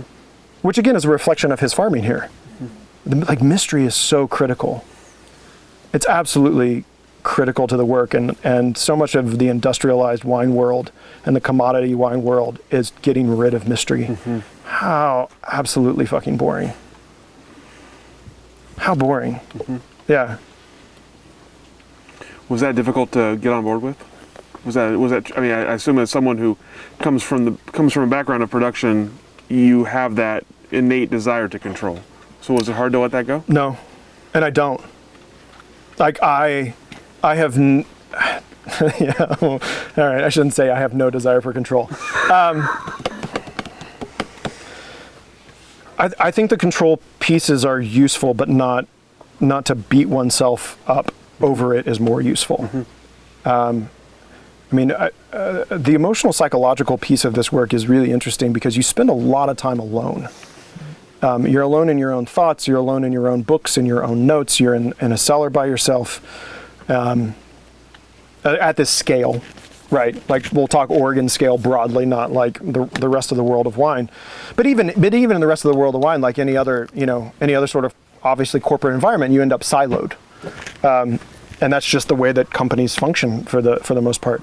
So, that desire, I talked about the desire to get it right, I think is more important than the desire to control.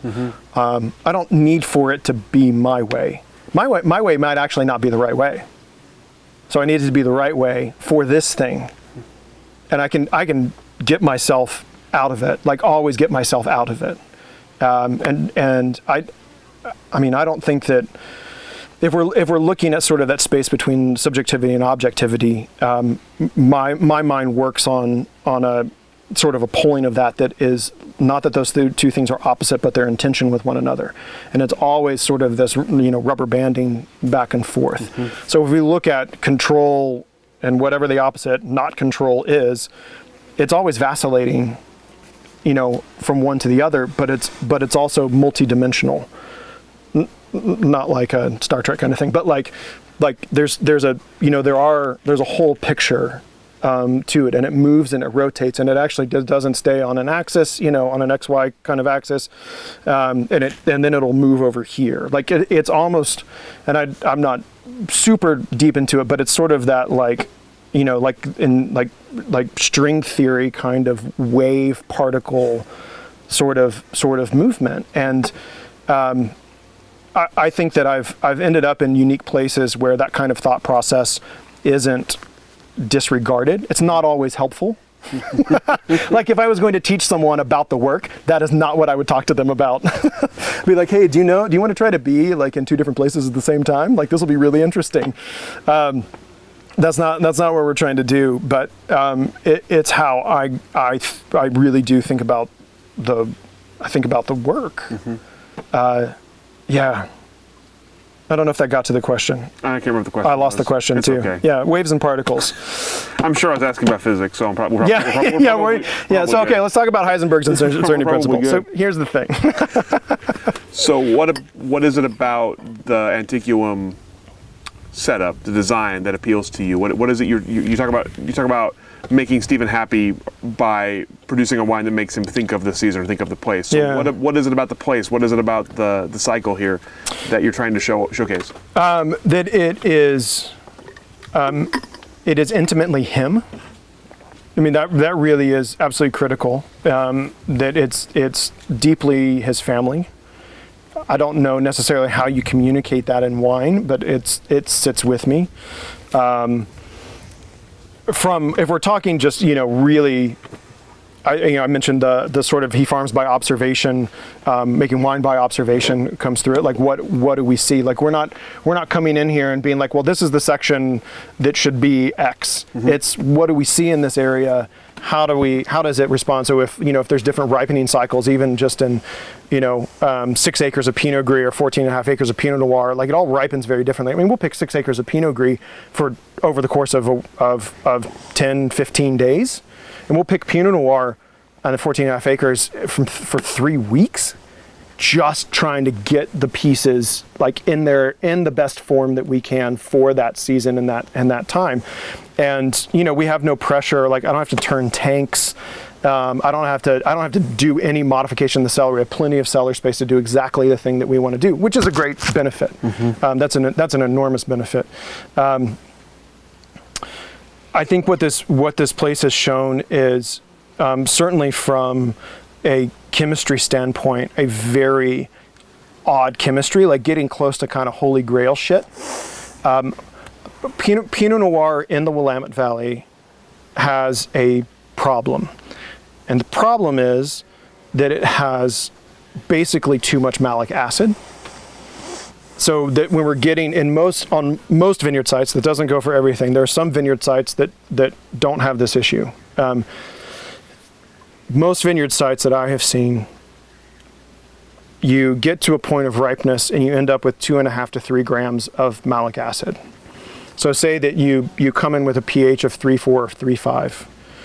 Once you'll drop out some malic, through fermentation. Some of it will get chewed up in primary.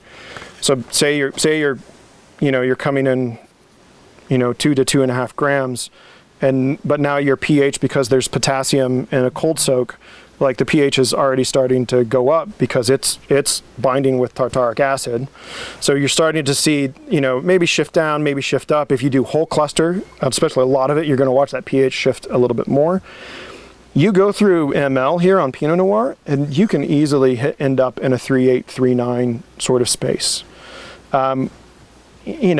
Microbiologically, we talk about 3.8 as sort of the maximum for microbial stability in red wine in general. It's not necessarily true, but we'll just talk about it as being generally true. So that's one thing. The other thing is that though the wines start to shift their shape. So the higher that the pH goes, essentially the more drawn out that the wine gets and the less that it is holding together, and so it gets kind of flabby. The way that we alter that and the way that we change that is that we make acid additions. Now, it's not a secret. It's totally fine to do that. That's not an issue. It simply is part of the work, and that's totally okay, part of the work. The reason that Antiquum Farm is the holy grail is that, maybe a gram of malic acid for Pinot Noir specifically, coming in on pHs that are barely 3.1 and bricks in ripeness that are pushing into 24, 25, sometimes 26 with no dehydration, plump, beautiful fruit that basically, I once told Stephen that working for him and making wine here makes me a worse winemaker because I don't have that full battery of skills I talk about. I actually don't use here. I'm actually mostly presenting them and going, nope, great. So I was taught in making Pinot Noir that, we needed to do 2-3 punch downs a day. Archery Summit back in the day, like when it first started, when Gary Andrus was there, and I think even with Sam Tannehill, and maybe when Anna started, it was 6 punch downs a day. And the idea is that, Pinot Noir is this really thin-skinned, fragile grape variety. It doesn't have a whole lot of phenolic material. So if you want to get tannin and color out of it, you've got to do extraction. It's why there's so much recommendation for certain schools of thought, particularly with Pinot Noir, about using color extracting enzymes. In cold settling, that's part of that picture as well. And then you add an enzyme and you can start to deteriorate the skin, senesce the skin walls, and you start to get more color into it, and it actually holds it together really well, and the wines look brilliant because all of a sudden color became this absolutely vital thing to have in wine, which Pinot Noir doesn't have. So we end up trying to make shit look like Merlot or Cab rather than look like Pinot Noir, which is totally fine and it works. And then everything was fine. But with Antiquum Farm, with the kind of ripeness that we get at these pH levels, I might do a punch down a day, maybe. It is going in and letting the wine, just pushing the cap back into the must so that it stays biologically healthy, and then just going about my day. I'm horrible at this. I'm a really bad winemaker. That's the kind of thing that if you weren't observing what was going on in the vineyard, you would go, oh, this is what I'm supposed to do because this is how I was taught to do it, or the framework in which it should be done. It's not useful in that sense. It's good to have that because someday I may make other wine that needs something different. I do make other wines that need other things that are different, and being attuned to the thing that you see in front of you, that observational piece of it. So that, we can. I leave Pinot Noir on skins for 30 or 40 days, and the caps never fall. This sort of old, I press when the cap falls. Whatever. What if your cap never falls? What are you doing then? Sometimes I feel like I'm making tea more than I'm making wine. Really seriously. It's such an extraordinary thing to be pushed to my own limits by the ingenuity of someone else that comes through knowing them, not of my own doing. I'm the benefit of other people's largesse, and I always have been, and I'm so grateful for it. I'm still responsible. One of the I don't know if this was a soderism, but this is one that I walked away with, was the successes are everyone's and the fuck ups are mine. And that's like I get to share when we do good work. I get to share that with Stephen and have him be the one who gets the credit for it, because it is him. The wines are him. I'm just a stopgap preventing vinegar. That's my job. My job is vinegar prevention. Vinegar prevention. Yeah. Quite an adventure here. Not trying to run a vinegar factory. So tell me about the industry that you've seen in Oregon. What are the changes you've seen in Oregon since you sort of started? What's different between then and now, and where do you see it going in the future? You mean besides everything? Besides everything.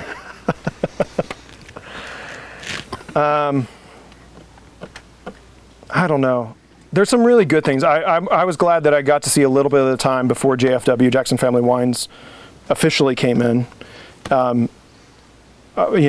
was sort of a watershed moment, I think, for the industry at large. I mean, the reality is that a lot of it was a little out of proportion. I mean, the vineyards that they bought, the only reason that it became a real issue is that PBV, who planted those vineyards, didn't have a winery. So all the fruit was being sold. And the vineyard sites were really good. They weren't always managed great, but the vineyard sites often trumped the management of them. Maybe we should use a different word than trumped. I'll have to find a different word. Not my favorite word these days. So they're owned by a California entity already. To pretend that they weren't is just absolutely ridiculous. And Jackson Family wasn't the only one who bought those vineyards. Chateau Ste. Michelle bought them. Domaine Drew in Oregon bought one of them. It just so happened that JFW bought the most of it, because I think they're sometimes more of a real estate company than they are a wine. They have some of the best winemakers in the world, for sure, but they like land, and that's a smart business to be in, without question. So I was glad to be here before that. I'm glad to see that happen. I got to watch through my time with Soder, because we bought fruit from Zena Crown and from Grand Moraine, the kind of relationship that happened between Tony Soder and folks from California who knew him from a different part of the world. The admiration that I saw, like something to aspire to, in that kind of thing, that other people might get kicked out, but they came to Tony to talk to Tony, right? Like other people just got their contracts cut. And I think today Soder still buys from both of those vineyards, and is one of the few companies that still may be doing that, if they are. So I think that was a big sort of sea change, and we saw, the trickle down from that is that when you have for Oregon, a lot of vineyard land being purchased and then repurposed, then it starts trickling down, where all of a sudden every winery of a certain size down that chain starts scrambling and going, oh, we need to go buy vineyards, or we need to do this. And so there was a lot of capital that got spent, 2012 to 2015, with people securing and shoring up vineyard sourcing to make sure that their own supply was guaranteed. And that also starts to trickle down. So if the big winery buys this much land, and then the winery next down buys this land, that also cuts other people out of the picture. And it just, Bishop Creek was a great example of that. Bishop Creek didn't have a winery and sold to maybe five or six different, or Bishop Creek Vineyard sold to 5 or 6 different wineries, and they all got when Nicholas J bought it. And that's, I don't know, maybe 15 acres, and it still has an effect. So sourcing grapes has been a challenge. There have been a lot of larger plantings coming in the past few years, which now creates another challenge, that we have had overabundant yields for years. Now we have backed up inventory supply. There's just not enough shelf space around the country for Oregon Pinot Noir, even though we like to pretend, you look at Nielsen data from the past few years, and they kept touting this like 17% year over year increase in scanner data. And you're just like, yeah, but when you start at zero, like 17% is still, technically it's still zero, but like 17% is nothing. Like a bottle? Like, give me a fucking break. Like, and that's not even capturing, that's only scanner data, and not the majority of the wines, but the majority of producers in Oregon don't do UPCs. Of course, they get put on in stores and that kind of thing, depending on people run their businesses. But if there's no UPC data, it doesn't apply. Like all of our wines being bought direct to consumer don't have UPC on them. We're like, no one's scanning them coming out of their winery, right? So like the data is a bit of a misnomer, and I think there's been an encouragement for investment, which isn't a bad thing necessarily, but at a place where we're having a hard time now in COVID selling wine, and you're seeing discounting, and people are trying to sell Pinot Noirs from 2015 that were $50 to $70 coming down to $30, $25 if they can get it blind somewhere. Like that's a big issue. Now on that side of it though, the recommendation this past year for California, I think, was to pull out 30,000 acres of grapes in order to reset the market. That's the entire acreage of vineyard plantings in Oregon. Washington was recommended either 6,000 or 8,000 acres to pull out. I don't know if they did or not, but that was there. There has not yet been a recommendation in Oregon to decrease vineyard acreage. It will happen though, if we keep going the direction that we've been going. Some, maybe fortunately we're limited by land. The economics actually are more challenging here than they are in Washington or California. So you've got to be more savvy about how you look at your capital expenditures. But like that is both an opportunity and a challenge. And I think those two things, again, if we're talking about tension, they're always hand in hand with one another. It's not one without the other.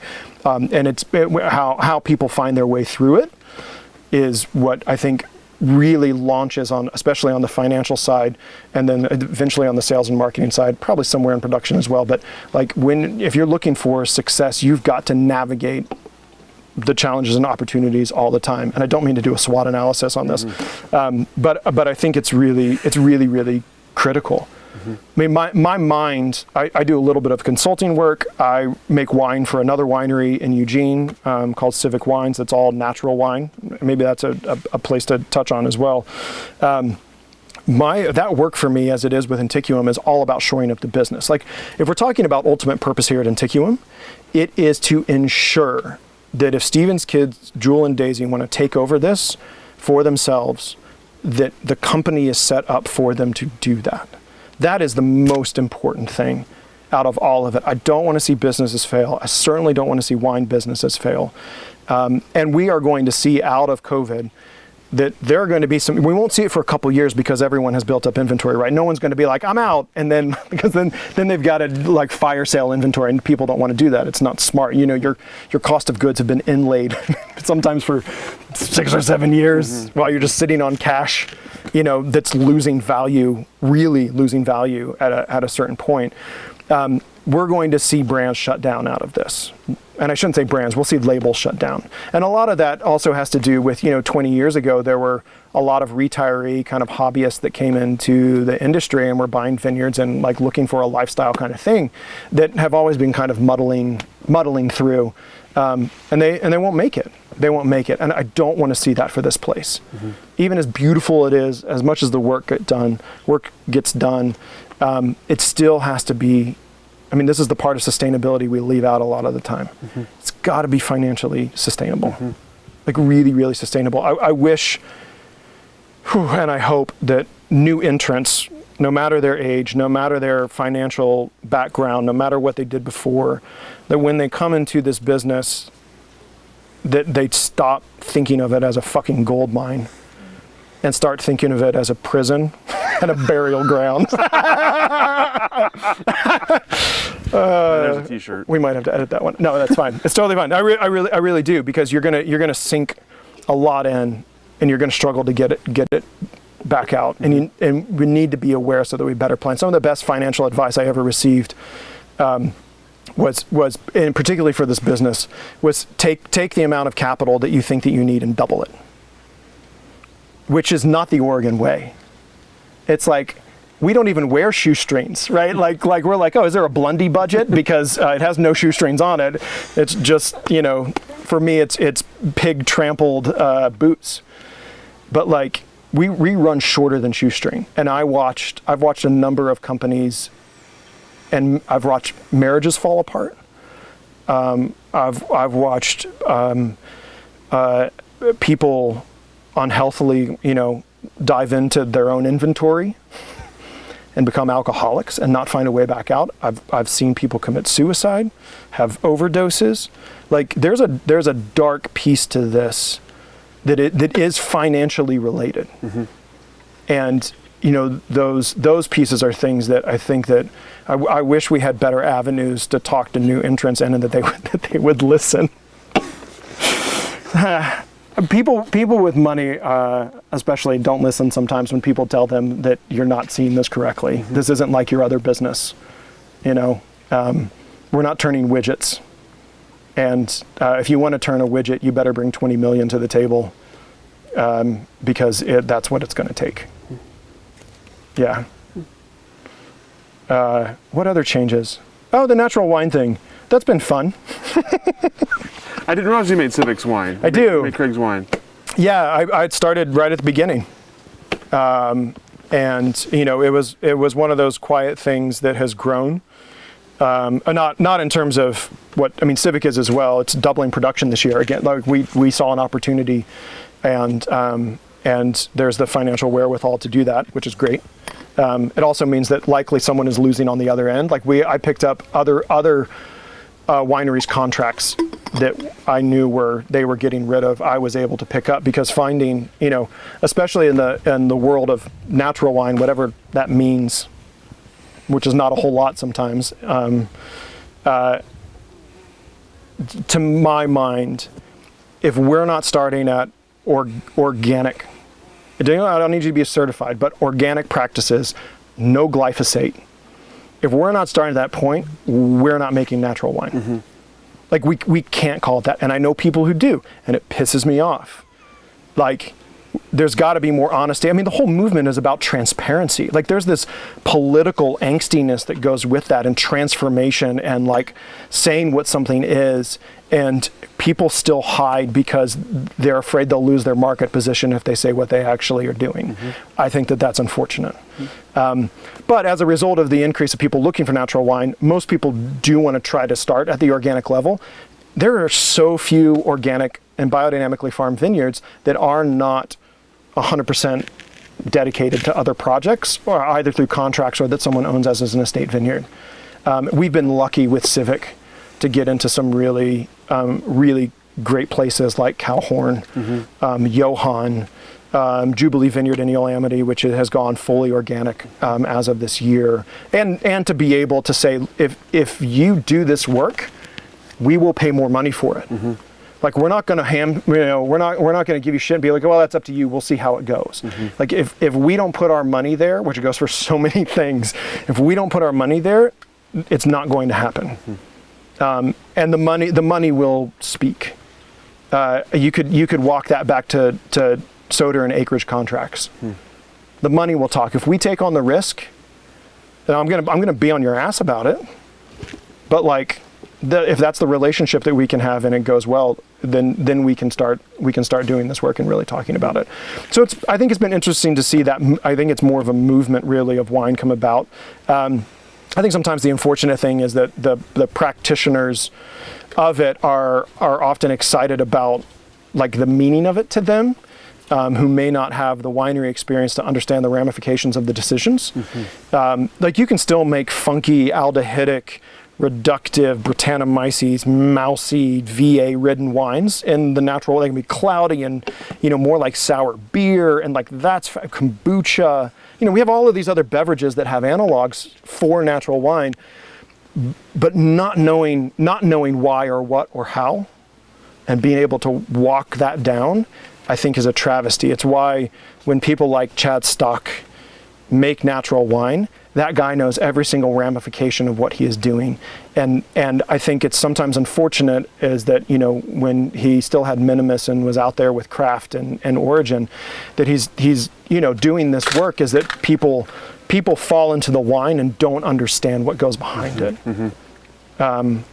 Maybe there's a larger like cultural thing that's in there as well that, you know, we think that, you know, famous people on Instagram, it just happened overnight. And it's like, well, that person was actually working for years. You just didn't know it. Because, you know, because what is it, Ocean Eyes wasn't on SoundCloud yet, right? Like, right? Like that didn't just happen, you know? Old Billy and Phineas just digging into their bedroom and, you know, making shit, right? Like that takes time. I wish I'd written that song. It's a great song. How are we doing on time? 15 minutes. 15 minutes? Okay, That goes to 1 minute quickly. It's okay. We got the audio back up just in case. I got one more question for you, and I'm almost afraid to ask it, but we're gonna wrap it up anyway with some philosophy for you. Oh, Jesus. Or excuse me, Jesus. What is? Okay. What is the purpose of wine in society? I think I don't know. And it's because it's it's messed up. It's hard you can't ignore, for instance, that it is an alcoholic beverage. I know that there are teetotaling movements within Oregon trying to drive legislation to continue to restrict our industry, and I don't think that we're unique because of that. I think that happens all across the country because, you know, our we are the weirdest country. You know, prohibition really messed with everything. I mean, we would have been on a very different path without that, and those movements don't stop for whatever reason. And there are pieces of it that are good. Like if we look at health, it is hard to argue that ethanol is good for your health in any amount. I don't care how much resveratrol. I think that's the thing that everyone talks about in red wine. Like you try to convince it, but I also know that like it's not the same as liquor. Man, I love whiskey, and it's not the same as beer. But beer is actually lower alcohol. I mean, almost across the board. Like, show me. I mean, certainly, you know, West Coast IPA and doubles and triples and you know, Belgian styles. Like you can push up into wine sort of alcohol levels, but most of it's not that. So that's a big cultural piece. Is like what are we contributing to? There's been some recommendations recently that I've heard that the wine industry should attach itself to for marketing and sales purposes to a healthy lifestyle. I mean, we maybe not all of us, but and I don't remember this, but the French paradox of the 1980s, 1990s, whenever that was on 60 Minutes of, smoke a pack of cigarettes and live till you're 90, be sure to drink some wine, you'll be fine. That sort of confusion, but like there are broader cultural elements that aren't so isolated into any single sort of intake that we do into our system. I mean, if we're actually talking about a healthy lifestyle, for sure wine can be part of a healthy lifestyle. I think you might have to also argue that some tobacco use can also be part of a healthy lifestyle, which no one wants to make that argument. Like that is a dubious argument to make and speak in public at all. But what are we really talking about? There's that piece of it. I'll let other people fight that out.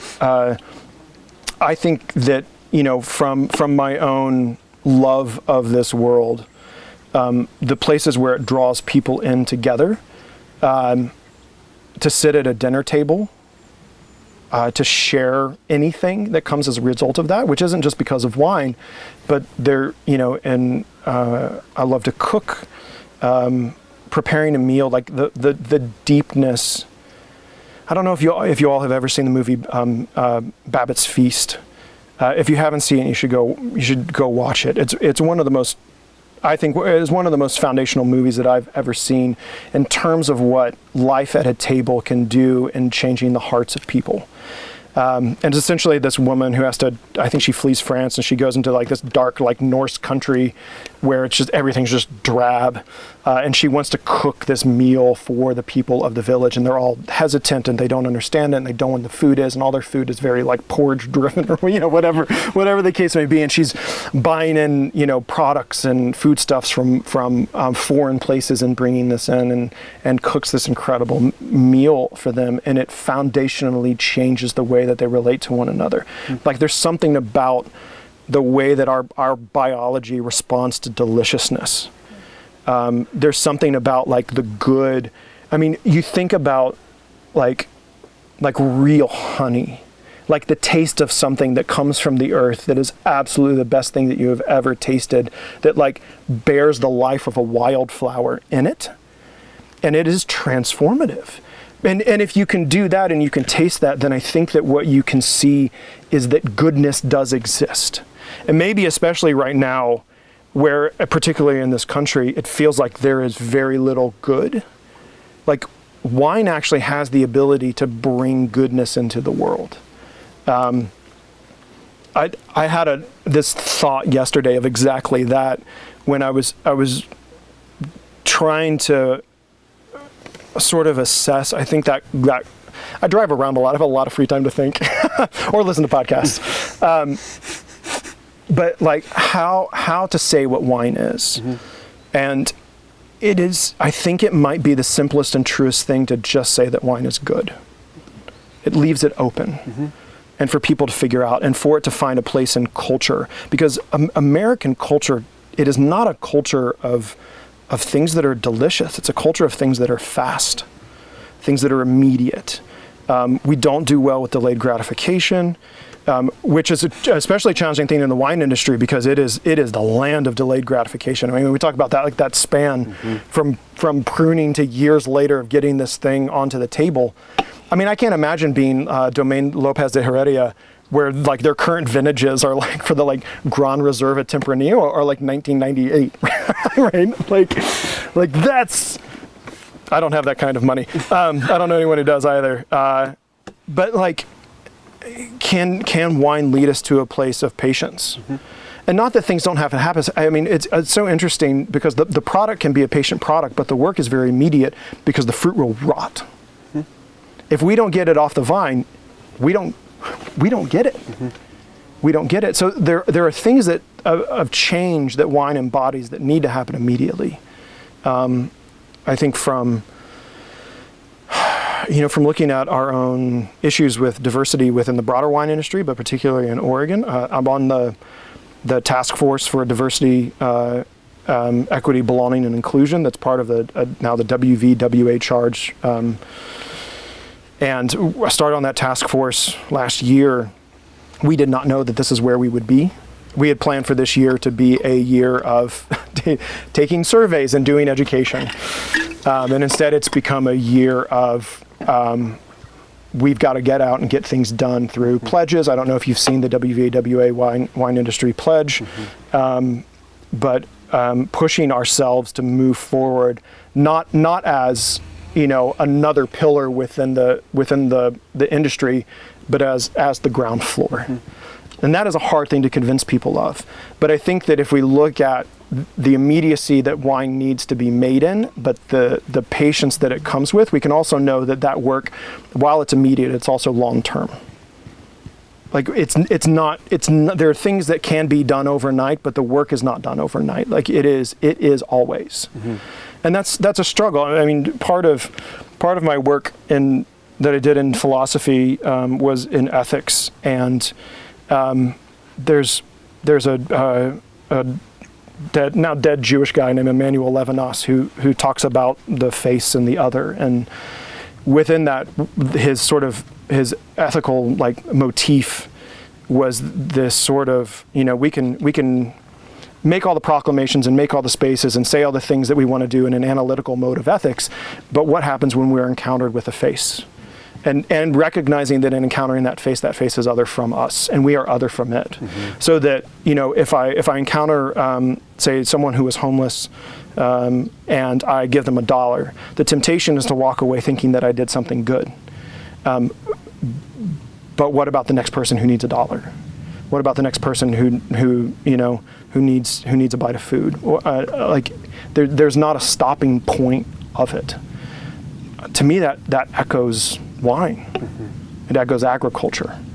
And that may be a little bit too esoteric. No. But I think that there's life there. But we need to find a better way. And I think in particular Oregon makes up less than 1% of wine production in the entire world. The Willamette Valley makes up barely 1% of wine production in the United States.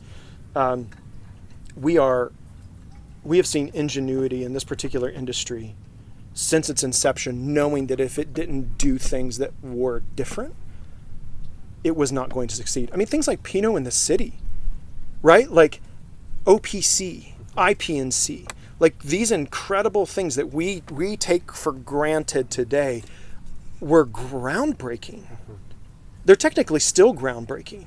I do not know of another wine region that goes around to cities all over the country, 2 or 3 cities a year, where 60 producers all doing the same dumb thing, all get together.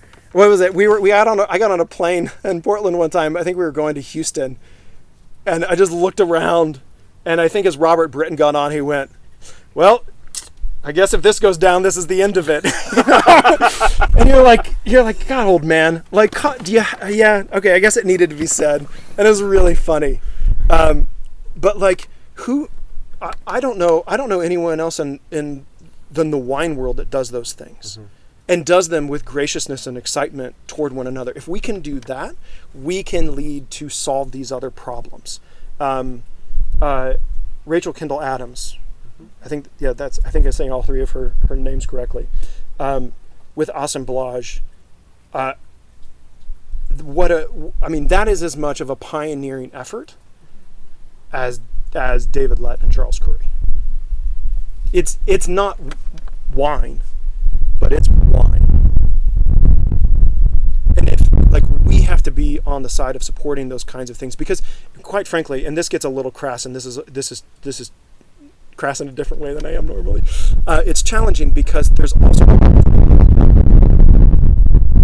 when more people drink more wine and we ignore those people, we do so at our own peril and our own survival. So if we're talking about business sustainability, we have audiences out there that we don't tap into because we're fucking ignorant. And we need to not be ignorant anymore. And it takes us taking a step back to be open and to see. Like when I hear stories from people of color talking about going to wine tastings and getting short poured, like I can't even imagine what that must feel like, and I can't imagine the person who does that. Like it's just another person. Like and they're going to talk about their experience, and they're going to share about their life, and they're going to talk about you, and now like, if you don't know that this is a problem, 1, you're a moron. Like, you should be paying attention. And 2, that you think that now you don't become an idiot to them, and that you have now lost not only one potential consumer, you have lost hundreds. In that one simple, stupid thing. I mean, it's bonkers to me. It's absolutely bonkers to me. Oregon can lead the way. The whole state, not just the Willamette Valley, all of us can lead the way, and I think that we should, because we have the capacity to, and we've done it before. Oh, that got preachy. This whole thing feels preachy. My dad will be really proud. Proselytizing gene. Maybe he won't be proud of the swearing. I know he won't be proud of that, but he'll be like, yeah, that was a pulpit. Yeah. Give a man a microphone, I know, my conversion rates are on fire. It's really good. Well, Andrew, that's all the questions we have for you today. Obviously, we can stay here and talk to you all day, but we've run out of camera battery, so we're just on audio only now. So, anything we didn't cover that we should have covered? Anything I didn't ask that I should have asked? Oh, maybe another time. Okay. Another time. Some other time. Maybe in a few years. Because there's a lot. That's the plan. There's a lot, and I shouldn't take up more time. But I maybe just one thing is in particular, to young people who are, and particularly young people who don't have the money, who want to get into this thing, to do it, but do it from your own perspective, and not because you think that you ought or should or you have to fit in some way. It's this interesting thing where the grape variety of Pinot Noir, as diverse as it is within itself, I think it actually sometimes kills the diversity, and we're struggling against it and trying to find ways. Pinot Noir is going to be dominant. I mean, it makes up almost 20,000 acres of planted, acreage here in the Willamette Valley out of the 30. And the next closest is Pinot Gris, which is less than 4,000. And the next closest is Chardonnay, which is less than 2,000. So, while we're out there being like, Gamay doesn't register. Riesling doesn't even register anymore, right? Like, we need to be honest about the fact that this thing is going to be Pinot Noir for the next 50 years, maybe longer than that. And it should be. But it doesn't, we can have different parts of the industry and still be whole, and be encouraging to people who want to do things differently. And sometimes I have heard the discouragement from a pioneering class of people in this business who are really trying to protect what they built, as they should, but not at the cost of other people. And that's a hard thing to balance. And I wouldn't want to see young people get discouraged in any form. Find a mentor, find someone who has your values. Maybe someone who doesn't. I don't know. That's always interesting to be mentored by someone who doesn't see things exactly the way that you do. That's my need for conflict coming through. B? Yeah. Good? Okay. I'm allergic.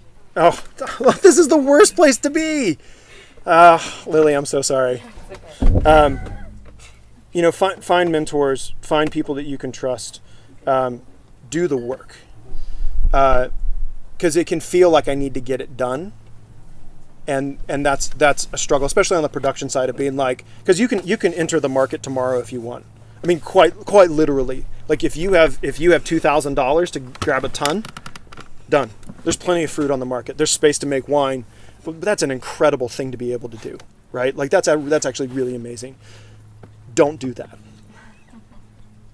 Like sweat, blood, tears, craft, intention, and then put together a sales plan before you ever put a grape in a cellar. There's nothing more important than looking at the viability of your dreams so that you don't have to kill off your dreams in order to make a buck. And if you don't plan well, you're gonna make sacrifices anyway. You'll make more if you don't plan well. It's good advice. Good way to end, I think. Good. Thank you so much for your time, for your amazing hospitality today. Of course. For sharing your story and your thoughts, and we're going to go and let you off the hook. Great. Thanks. Great to be with you all.